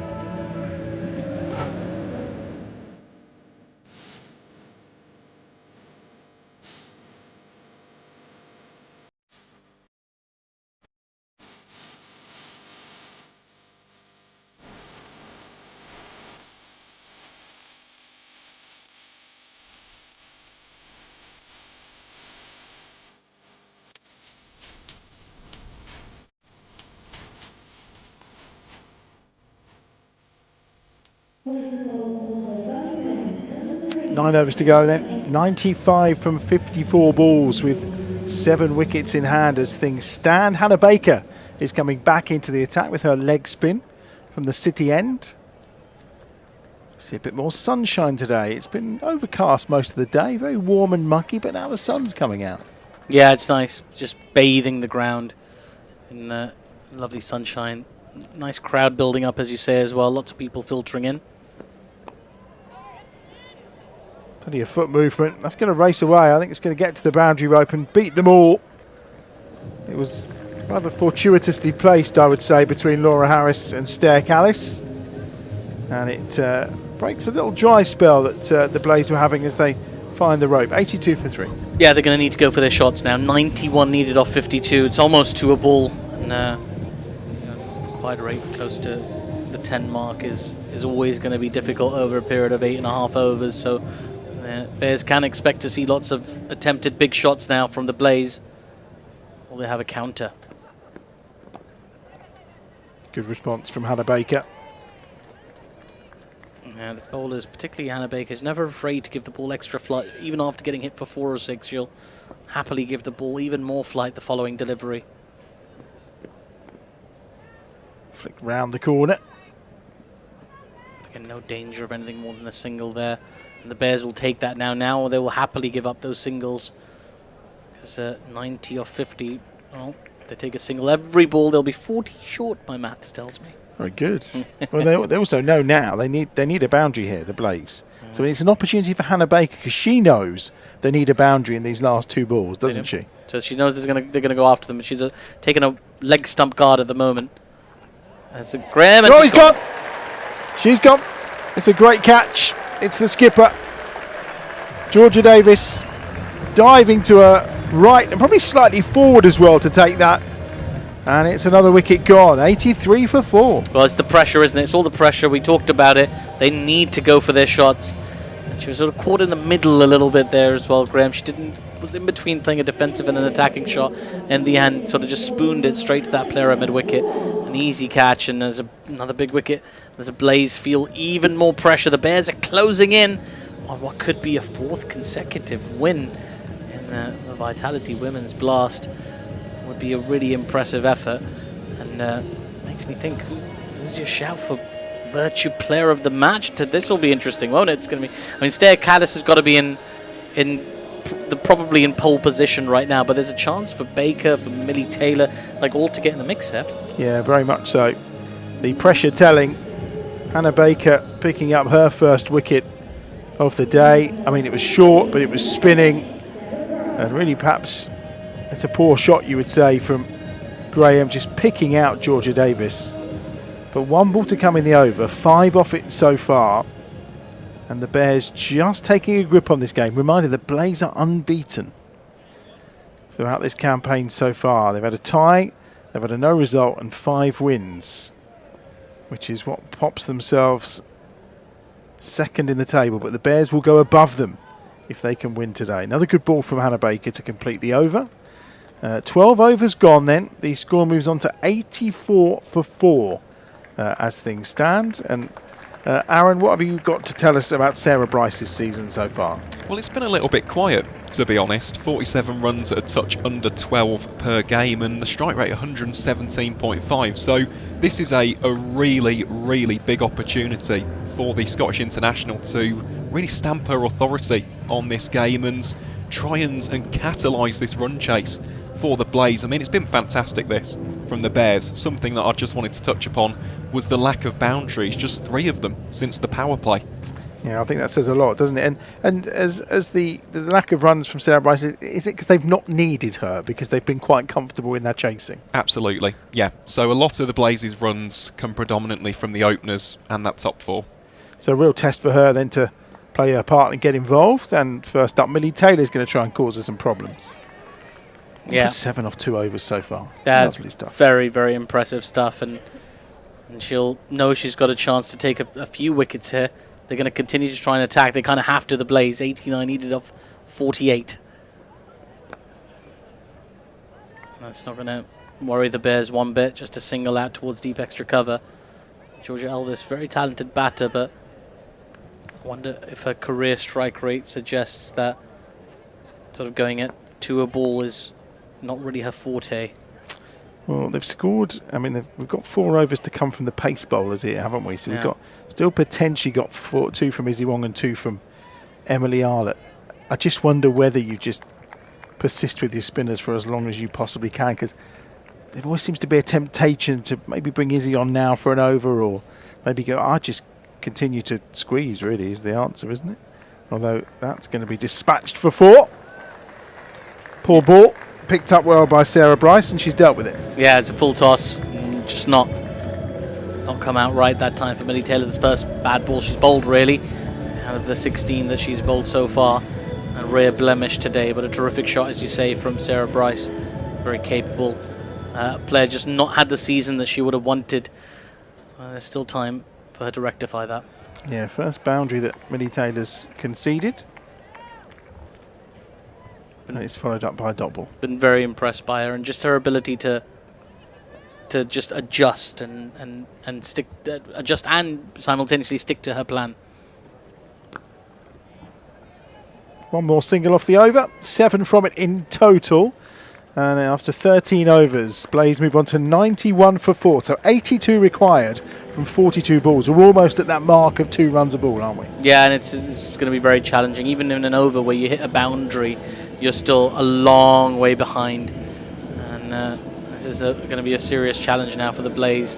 There's some Izzy Wong fans in the crowd. They'll be hoping for an over of seam at some stage, but they'll get one, I'm sure, a little bit later on. There's the hashtag UBears. Make sure you stick that on your social media as well. That's a lovely sign. Well done. Nice drawing of the bear across 2 sheets of A3 paper, I think. Right? Yeah, something like that. There you go. A3, yeah, possibly. 13-run advantage there as well for the Bears at this stage, Aaron, in the comparison. That's cut away by Bryce. They're going to try and run a second here, and they're taking on the arm of Izzy Wong, and this time they do it successfully. Yeah, so the 13-run difference between the 2 sides. Yep, and of course the Bears were 1 wicket better off as well, so this is difficult for the Blaze from here. However, we do talk about that battling depth. They've got plenty still in the shed. They have cut away and almost caught, but not quite. Stair Callis stretching for it, couldn't quite get there, and Izzy Wong will do the fielding again, and it will produce another 3 runs this time. We've seen a few 3s today. 96 for 4. Yeah, big side of the ground again, so there's that opportunity, but yeah, they're going to have to be a little bit haphazard here. The Blaze, as Aaron said, lots of batting to come, and that required rate keeps going up, so the shots can't stop. They have to keep coming for the Blaze. Good start to the over, 5 off it, but the attempted reverse sweep just provides a calmness with the dot ball. It's not a strength of Georgia Elvis. She likes to play sort of classical shots. Full toss. That's just going to be 1 or maybe 2. Yeah, they'll come back for a second. Pavely doing the fielding. Pavely's got to cover sort of 2 positions down there. She's down at long on, but she has to patrol long off as well with mid off up inside the circle. So the straighter hits, she's got a lot of ground to cover, but she's doing a good job at the moment. There's a slight change in the field as third is going to come inside the circle.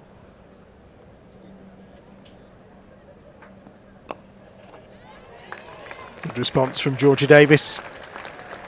7 off the over so far, 1 ball to come.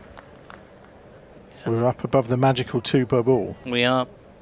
You don't have to go to Birmingham City University to know that. The sweep comes, and is it going to be cut off on the ropes? No, it's not. It's going all the way for 4. Excellent shot to end the over from Georgia Elvis. We said she was in good form after hitting 43 from 30 to secure a win yesterday, and it brings up the 100 for the Blaze. 102 for 4 after 14 overs.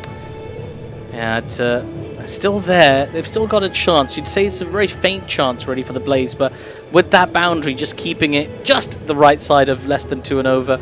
71 needed off 36. 102 for 4 then.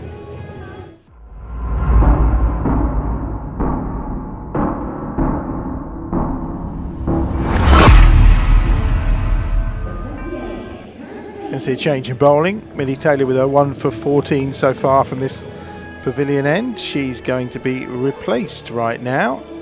And I think we're going to see the introduction again of Caris Paverley, is it? Yeah, I think it is. Caris is going to have a bowl. 2 overs for 19 so far. 71 more required then. 36 balls. 19 partnership between these two so far.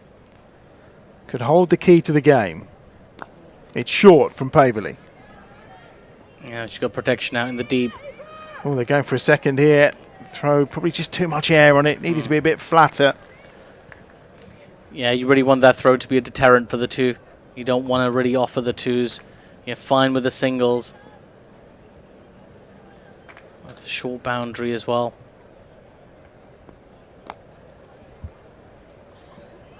Run the first hard again. With a view to a potential second, but not this time round. It's kept to 1. 105 for 4.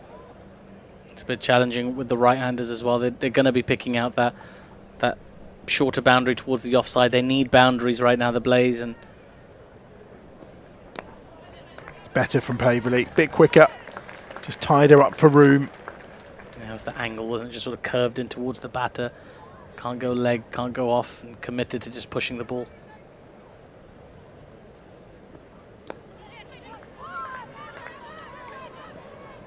Perrin's on the charge. Oh, and again, the pressure applied by the batters going for a second single just led to the misfield. It's not like Dav Perrin.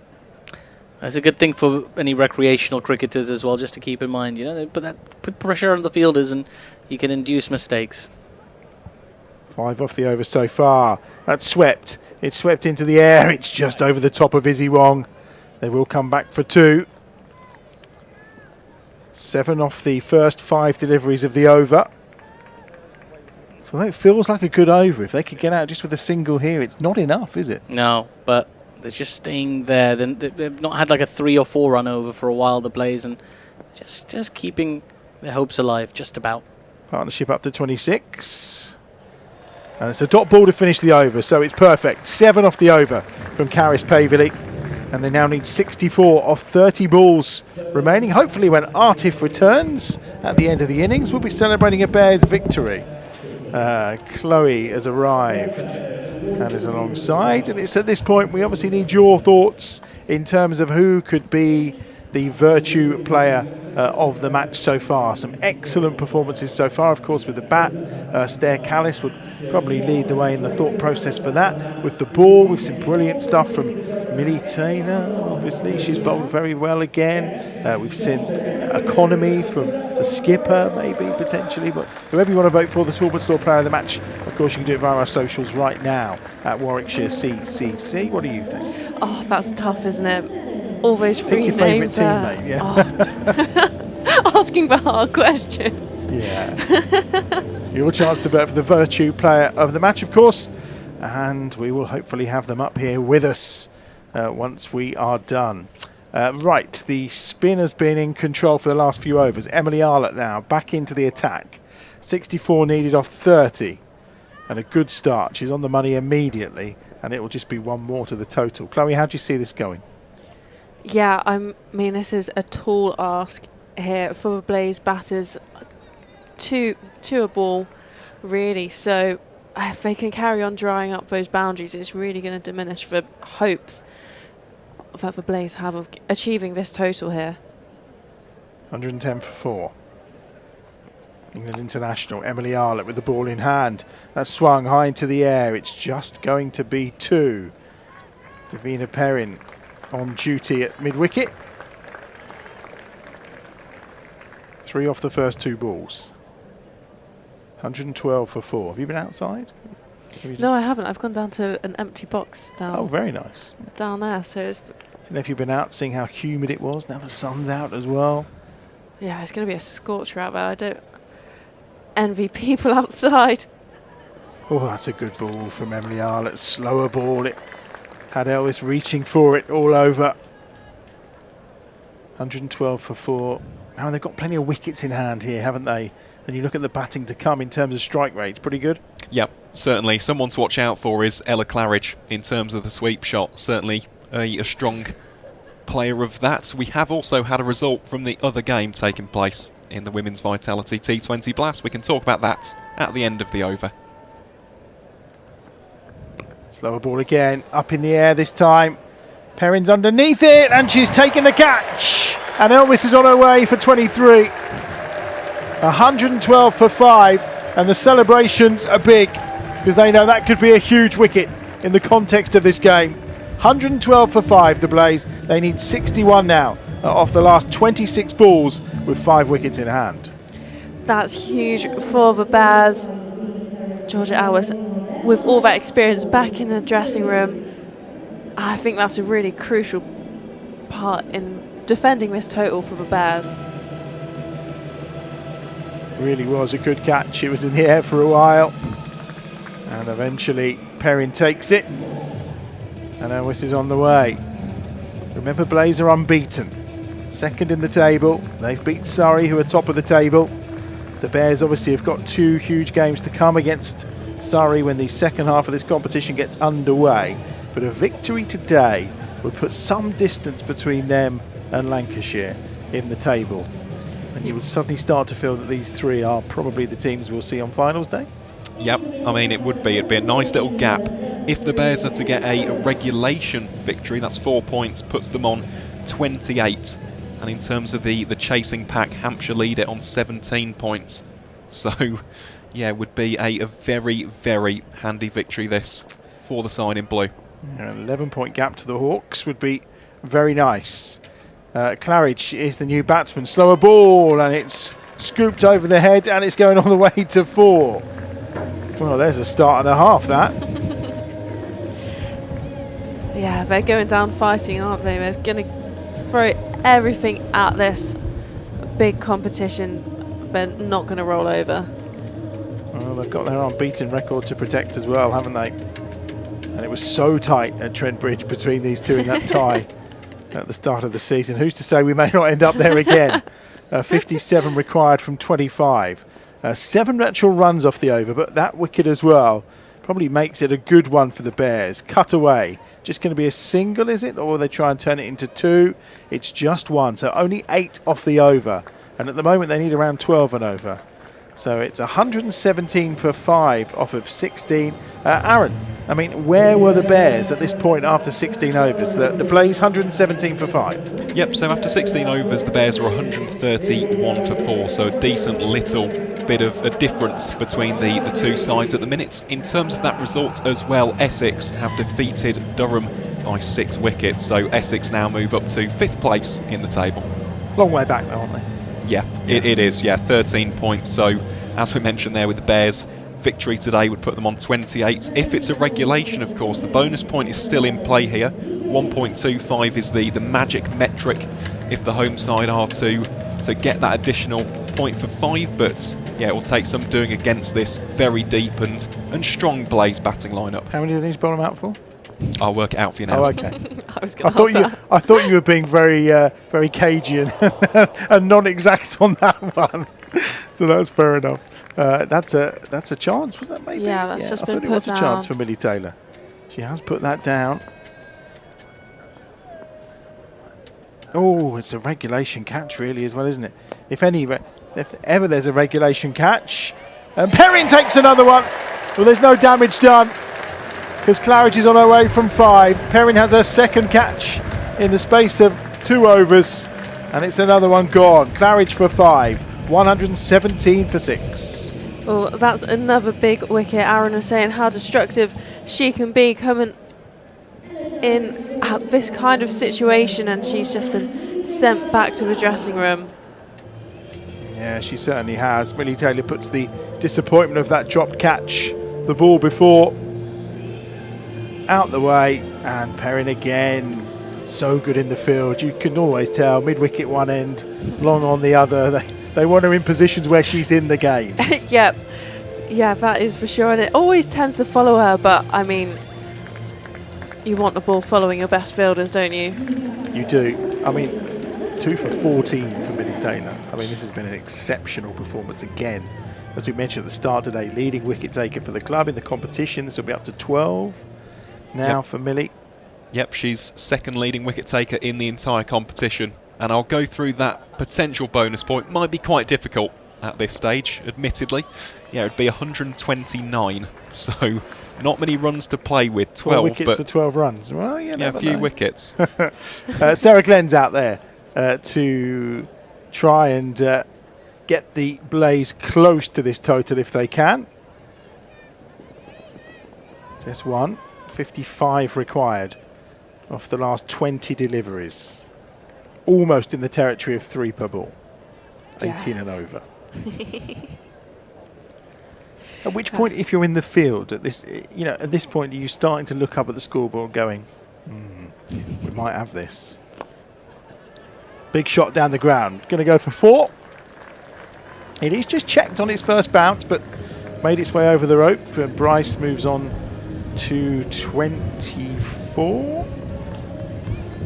No, to 20. I think that's right, actually. 122 for 6. 1 ball still to go in the over. Yeah, I think the girls would be really pleased, but they've obviously can't get complacent with things like this.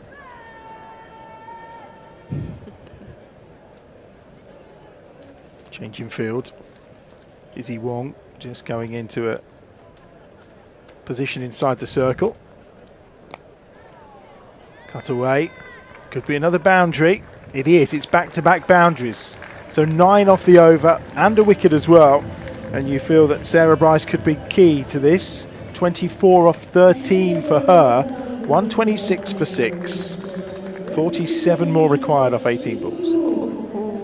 Yes, Sarah Bryce has really given this a good go, and she's had so much experience in T20 game, obviously playing for Scotland, World Cups. So, yep, Scottish international, England international, both in position. 126 for 6. Izzy Wong into the attack with 3 overs to go. Emily Arlett's got an over as well. Would you see it out with pace, you think? well, they've bowled so well, not really giving the batters anything here, but none of the bowlers have. I think they've obviously got Karis Pavley, George Davis. It's got so many options to bowl in this death period. Yeah, Millie's done. 2 for 23 for her from her 4 overs. Slower ball from Izzy Wong. Just 1 more to the total. 127 for 6. 46 required from 17 balls.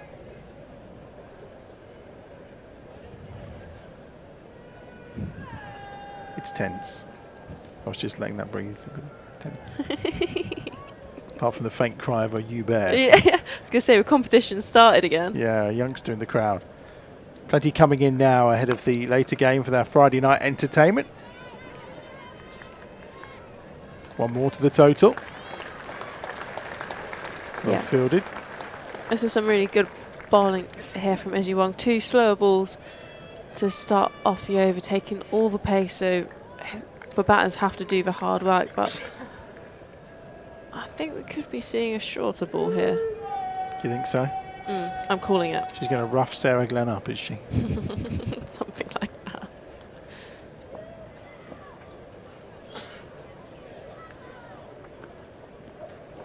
It's on the leg side, and it's just nicked around the corner. Any bat on that? No, all pads, and it's 4 to the total. Was a little bit shorter than the first 2 balls. 132 for 6. Yeah, I think Izzy Wong's just trying to fire it into the pads of Sarah Glenn here. She's coming right on round the wicket, so not giving Sarah Glenn any room to play with. Still some nerves in the dugout. Sarah Glenn breathing rather heavily as well. Remember, they are unbeaten so far. This would be a first defeat for the Blaze in this women's blast. Yeah, this is big, isn't it? Got their hats on today.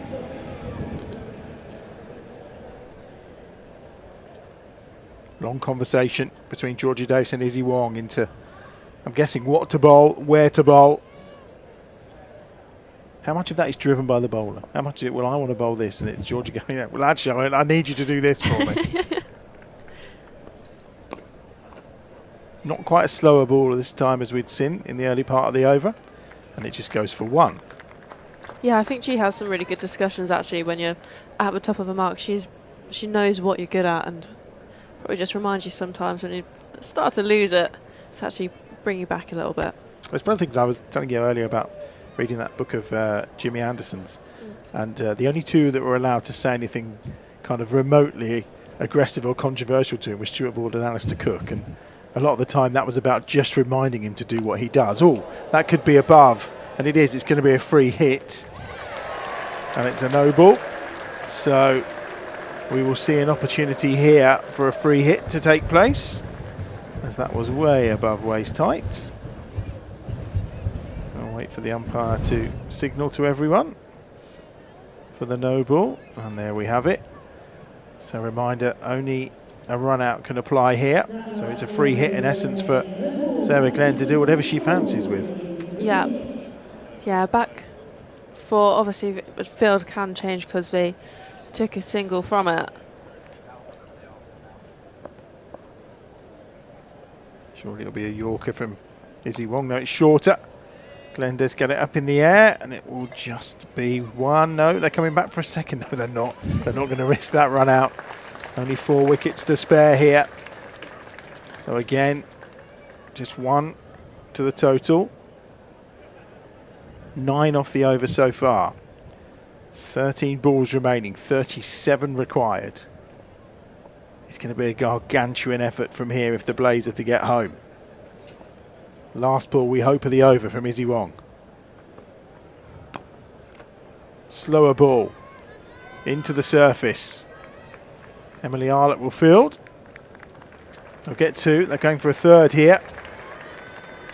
It was close, was it? No, not according to Anna Harris. They do get 3 off the final ball of the over. Slightly more expensive than they would like, however, with 12 balls remaining, 34 more required from these last 2 overs. Partnership between these two is up to 22 off 11.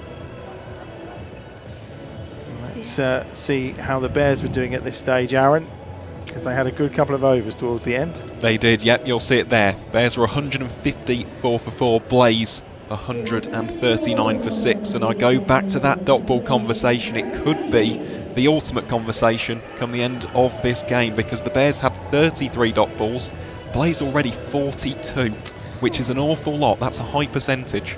It is. They've done very well in that respect. Well, we talked about whether we might see all seam to the end. We're going to see Caris Paverley from this pavilion end.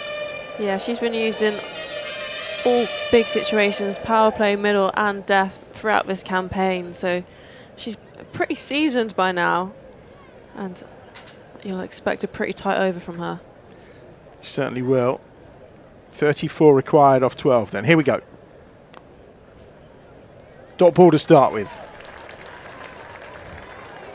Well, that's just poor. Perrin will pick up, and what was a dot ball becomes a single. Yeah, it looks like it's just slipped out of her hand there. Some buzzers. Buzzers indeed. Just 1. Attempted sweep. Dot ball. Sarah Glenn unable to get anything on that. Every dot ball precious right now. 33 off 10.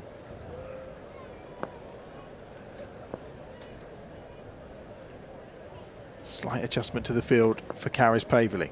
Yeah, this could be one of the quicker balls here. It's giving that one a bit of air. Feet are used, but Arlott will field. Take that back, take that back. Anyone think she's one of your best mates? And you quite cool what she was going to try and do? Just 2 off the over so far. This is exactly what Bears needed. That's down the ground. Going to be fielded by Izzy Wong. They'll try and turn this into 2, will they? Nope, just 1. Excellent from Izzy Wong. Excellent from Karis Paverley. Just 3 off the over so far. 31 required from 8 balls. Yeah, this is a great over so far. No boundaries from it as of yet.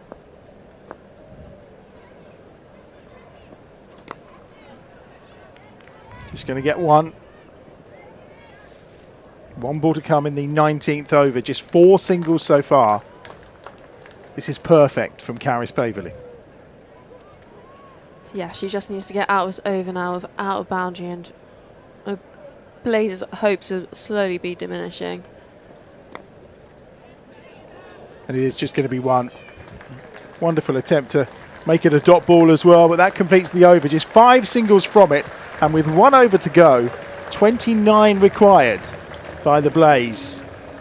The Bears in a strong position. Who's going to get the final over? That's a great question. I think potentially Emily Arlott, as I see her walking over towards Anna Harris. Yeah, Izzy's down here, so you assume it is going to be Emily Arlott that's going to finish off. Izzy Wong finishing with 3 overs, no maiden, 1 for 19. And it is in the hands of the England international Emily Arlott to close this one out for the Bears then. 29 required off 6 balls. A little bit of apprehension. Probably anticipation as well with what's to come later with the Bears against the Pairs. Separate stream for that, of course, up and running from 20 to 7 tonight. Ricardo Gordon, Ollie Hannon Dolby will be joining us this evening. You're off home to watch Love Island? Not today, No, not today. Oh, it's Friday night. Big night, Friday night. Hopefully you'll go and join some celebrations. And it's a catch. And she's gone. Bryce is gone. A hat-trick of catches for Davina Perrin. And surely that's it now. 144 for 7. 29 required off the last 5 balls. And the Blaze have had their fire extinguished tonight by the Bears. Yeah, that's a great grab out in the deep. And as we said, you want the ball to carry on following your best fielders. And Davina Perrin's been everywhere today. I do love the fact that she's over there now talking to the winners in the best seats in the house, just chatting away quite merrily between catches. So, coming to the crease to join Sarah Glenn is going to be, I'm going to see, that is Gordon. Yes, it is. It's Kirsty Gordon, captain of the Blaze. Good catch again from Perrin. She's taken some good ones tonight. That was a great grab there. She's usually full of celebrations, but that was quite casual. Emily Arlott's got 2 for 30. And the Bears are on the cusp of an excellent victory to complete a brilliant week. 3 home games, 3 wins. And moving themselves back to 2nd in the Vitality Blast table, if they can finish this off. 29 from 5. Slower ball. Just 1 to the total. 28 from 4. Yeah, My maths might not be good, but I think we're all right. I think we could be safe here. Yeah, just don't overstep, don't bowl above waist height, and we're good to go. Yeah.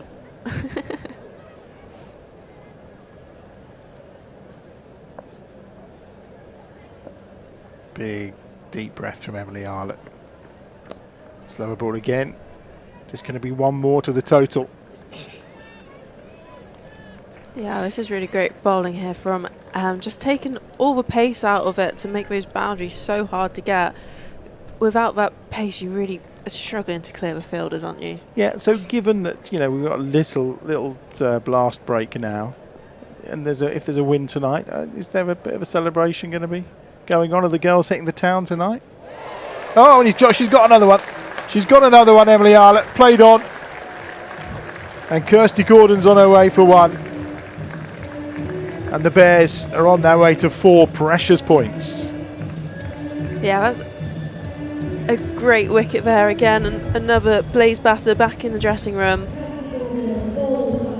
And that's just what the doctor ordered. 3 for 32 for Emily Arlett.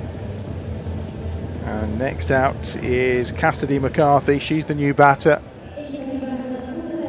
2 balls to go. An impossible 27 required. And to beat a side that are unbeaten, I mean, the boosters will give the confidence of the team. And particularly moving into this little break in the blast, to be sat second in the table. Reminder, the top 3 will go to finals day. The leaders of the table go directly to the final. Second and third place will play off on finals day at the Kia Oval for a place in the final. And the Bears putting themselves in a really strong position here. Swing and a miss from Cassidy McCarthy. And 1 ball to come from Emily Arlett then to wrap this game up for the Bears and let the wild celebrations ensue. And hopefully start what could be a fantastic local derby double today, with later on the men coming up as the Bears take on the Pears of Worcester. Last ball then. It's short, it's pulled, it's going to be 1 to the total, and they will finish on 147 for 8. And a victory then by 25 runs for the Bears, who move up to second in the Vitality Blast table.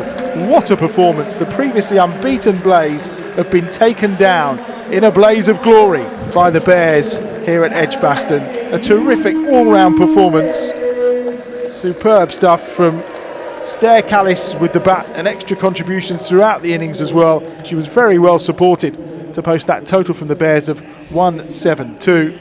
And then since then, the bowling was magnificent. 3 wickets for Emily Arlett, a couple for Millie Taylor, who is the Bears' leading wicket taker in this competition. Tremendous contribution, 3 catches as well for Davina Perrin too.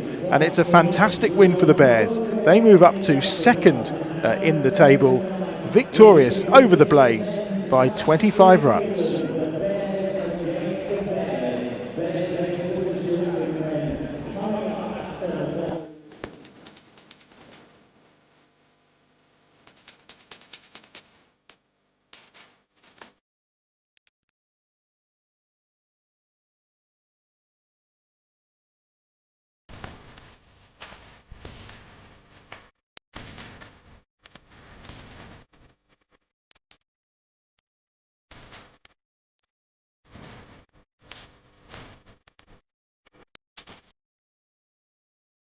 Every great team has its unsung heroes. The all-rounders, the heavy lifters, putting their organisation on the map. We're talking about you, the humble IT engineer, supporting EdgBLASTon across the season. They're the ones delivering, day after day.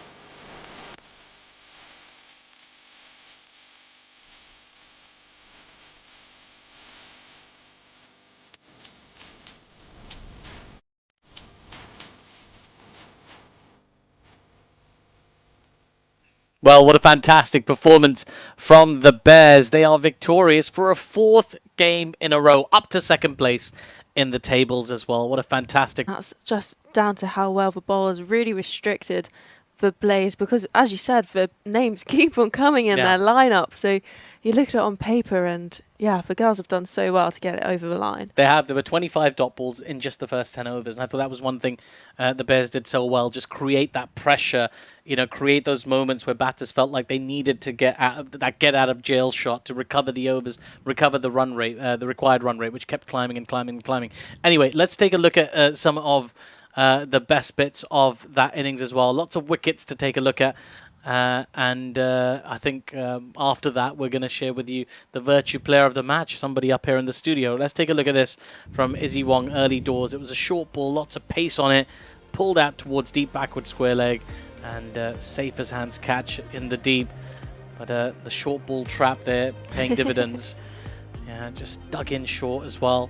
It's a long old boundary to try and clear that side, and it was always going to be a tough shot. Really well held catch as well, and good start from Izzy Wong as well. Good pace. She'll be full of confidence right now. Yeah, she bowled really well up top, and that's what you want, your ferocious, fast bowlers to get you off to a really great start.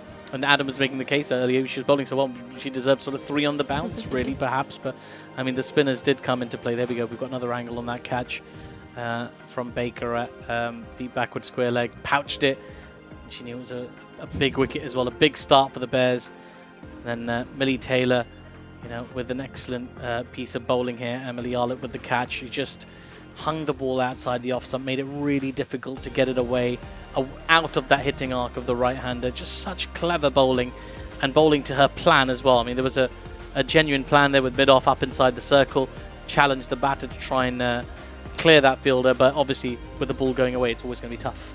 Yeah, and that's what we've really seen with Millie. She's come onto this first year in professional cricket, and she's second top wicket taker in the competition, and I mean, that's huge. She's taken every game in her stride, learning tons and setting really cunning plans like that. Yeah, Adam said on commentary earlier, she's really grown this season. I have to agree. She's becoming a big part of this team as well. We did have another angle on this. Here we go, terrific catch, reverse Australian style, reverse cup catching. I always find it very difficult when I try and do it myself. I've got to take it that way, but it gives you a bigger sort of mitt, doesn't it, to take the catch that way, above over your head. And there were big celebrations for that wicket as well, because at that point they were being put under the pump a little bit. This was another big one. It was Tammy Beaumont trying to go big out the ground, but couldn't get the power to clear the long on boundary. And again, really clever piece of bowling, just letting the ball hold in the air a little bit, giving the ball plenty of flight, and forcing the batter to create all of the power into that shot. It was difficult when the bowlers do that, and we know Tammy Beaumont can hit big sixes. This was a really big moment in the game, it felt like. Yeah, that's a huge moment, and Tammy Beaumont, you can see the type of form that she's in by the shots that she was playing. Yeah. You were kind of asking the question, is actually where are we getting our wicket from here, because she started off really fired up.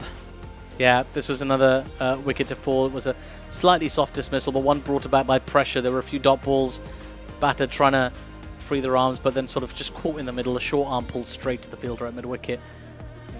Soft dismissal, though it looks, it was one that was created by lots of pressure. And then Emily Arlett is also trying to create some pressure. This was a big shot up into the air, tough chance in the deep, but well held by Davina Perrin. And she had to get herself into position to hold that one, but it was the pace of Arlett. It could have carried all the way. Georgia Elvis looking to go big, but couldn't quite get the contact that she wanted. And we've seen a few of these high catches go down, but today the Bears have held theirs really well. Yeah, all those catches that have gone up have been taken, and you're having your safest fielders out of there. Obviously, out of Perrin, really good and effective out on the boundary. Yeah, long old boundary. And then Millie Taylor in once again, lots of flight. And this ball hit down the ground. And catch taken at long on.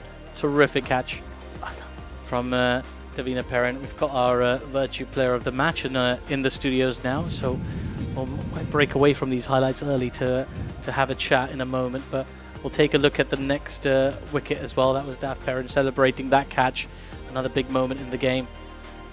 And we'll take another look at it again.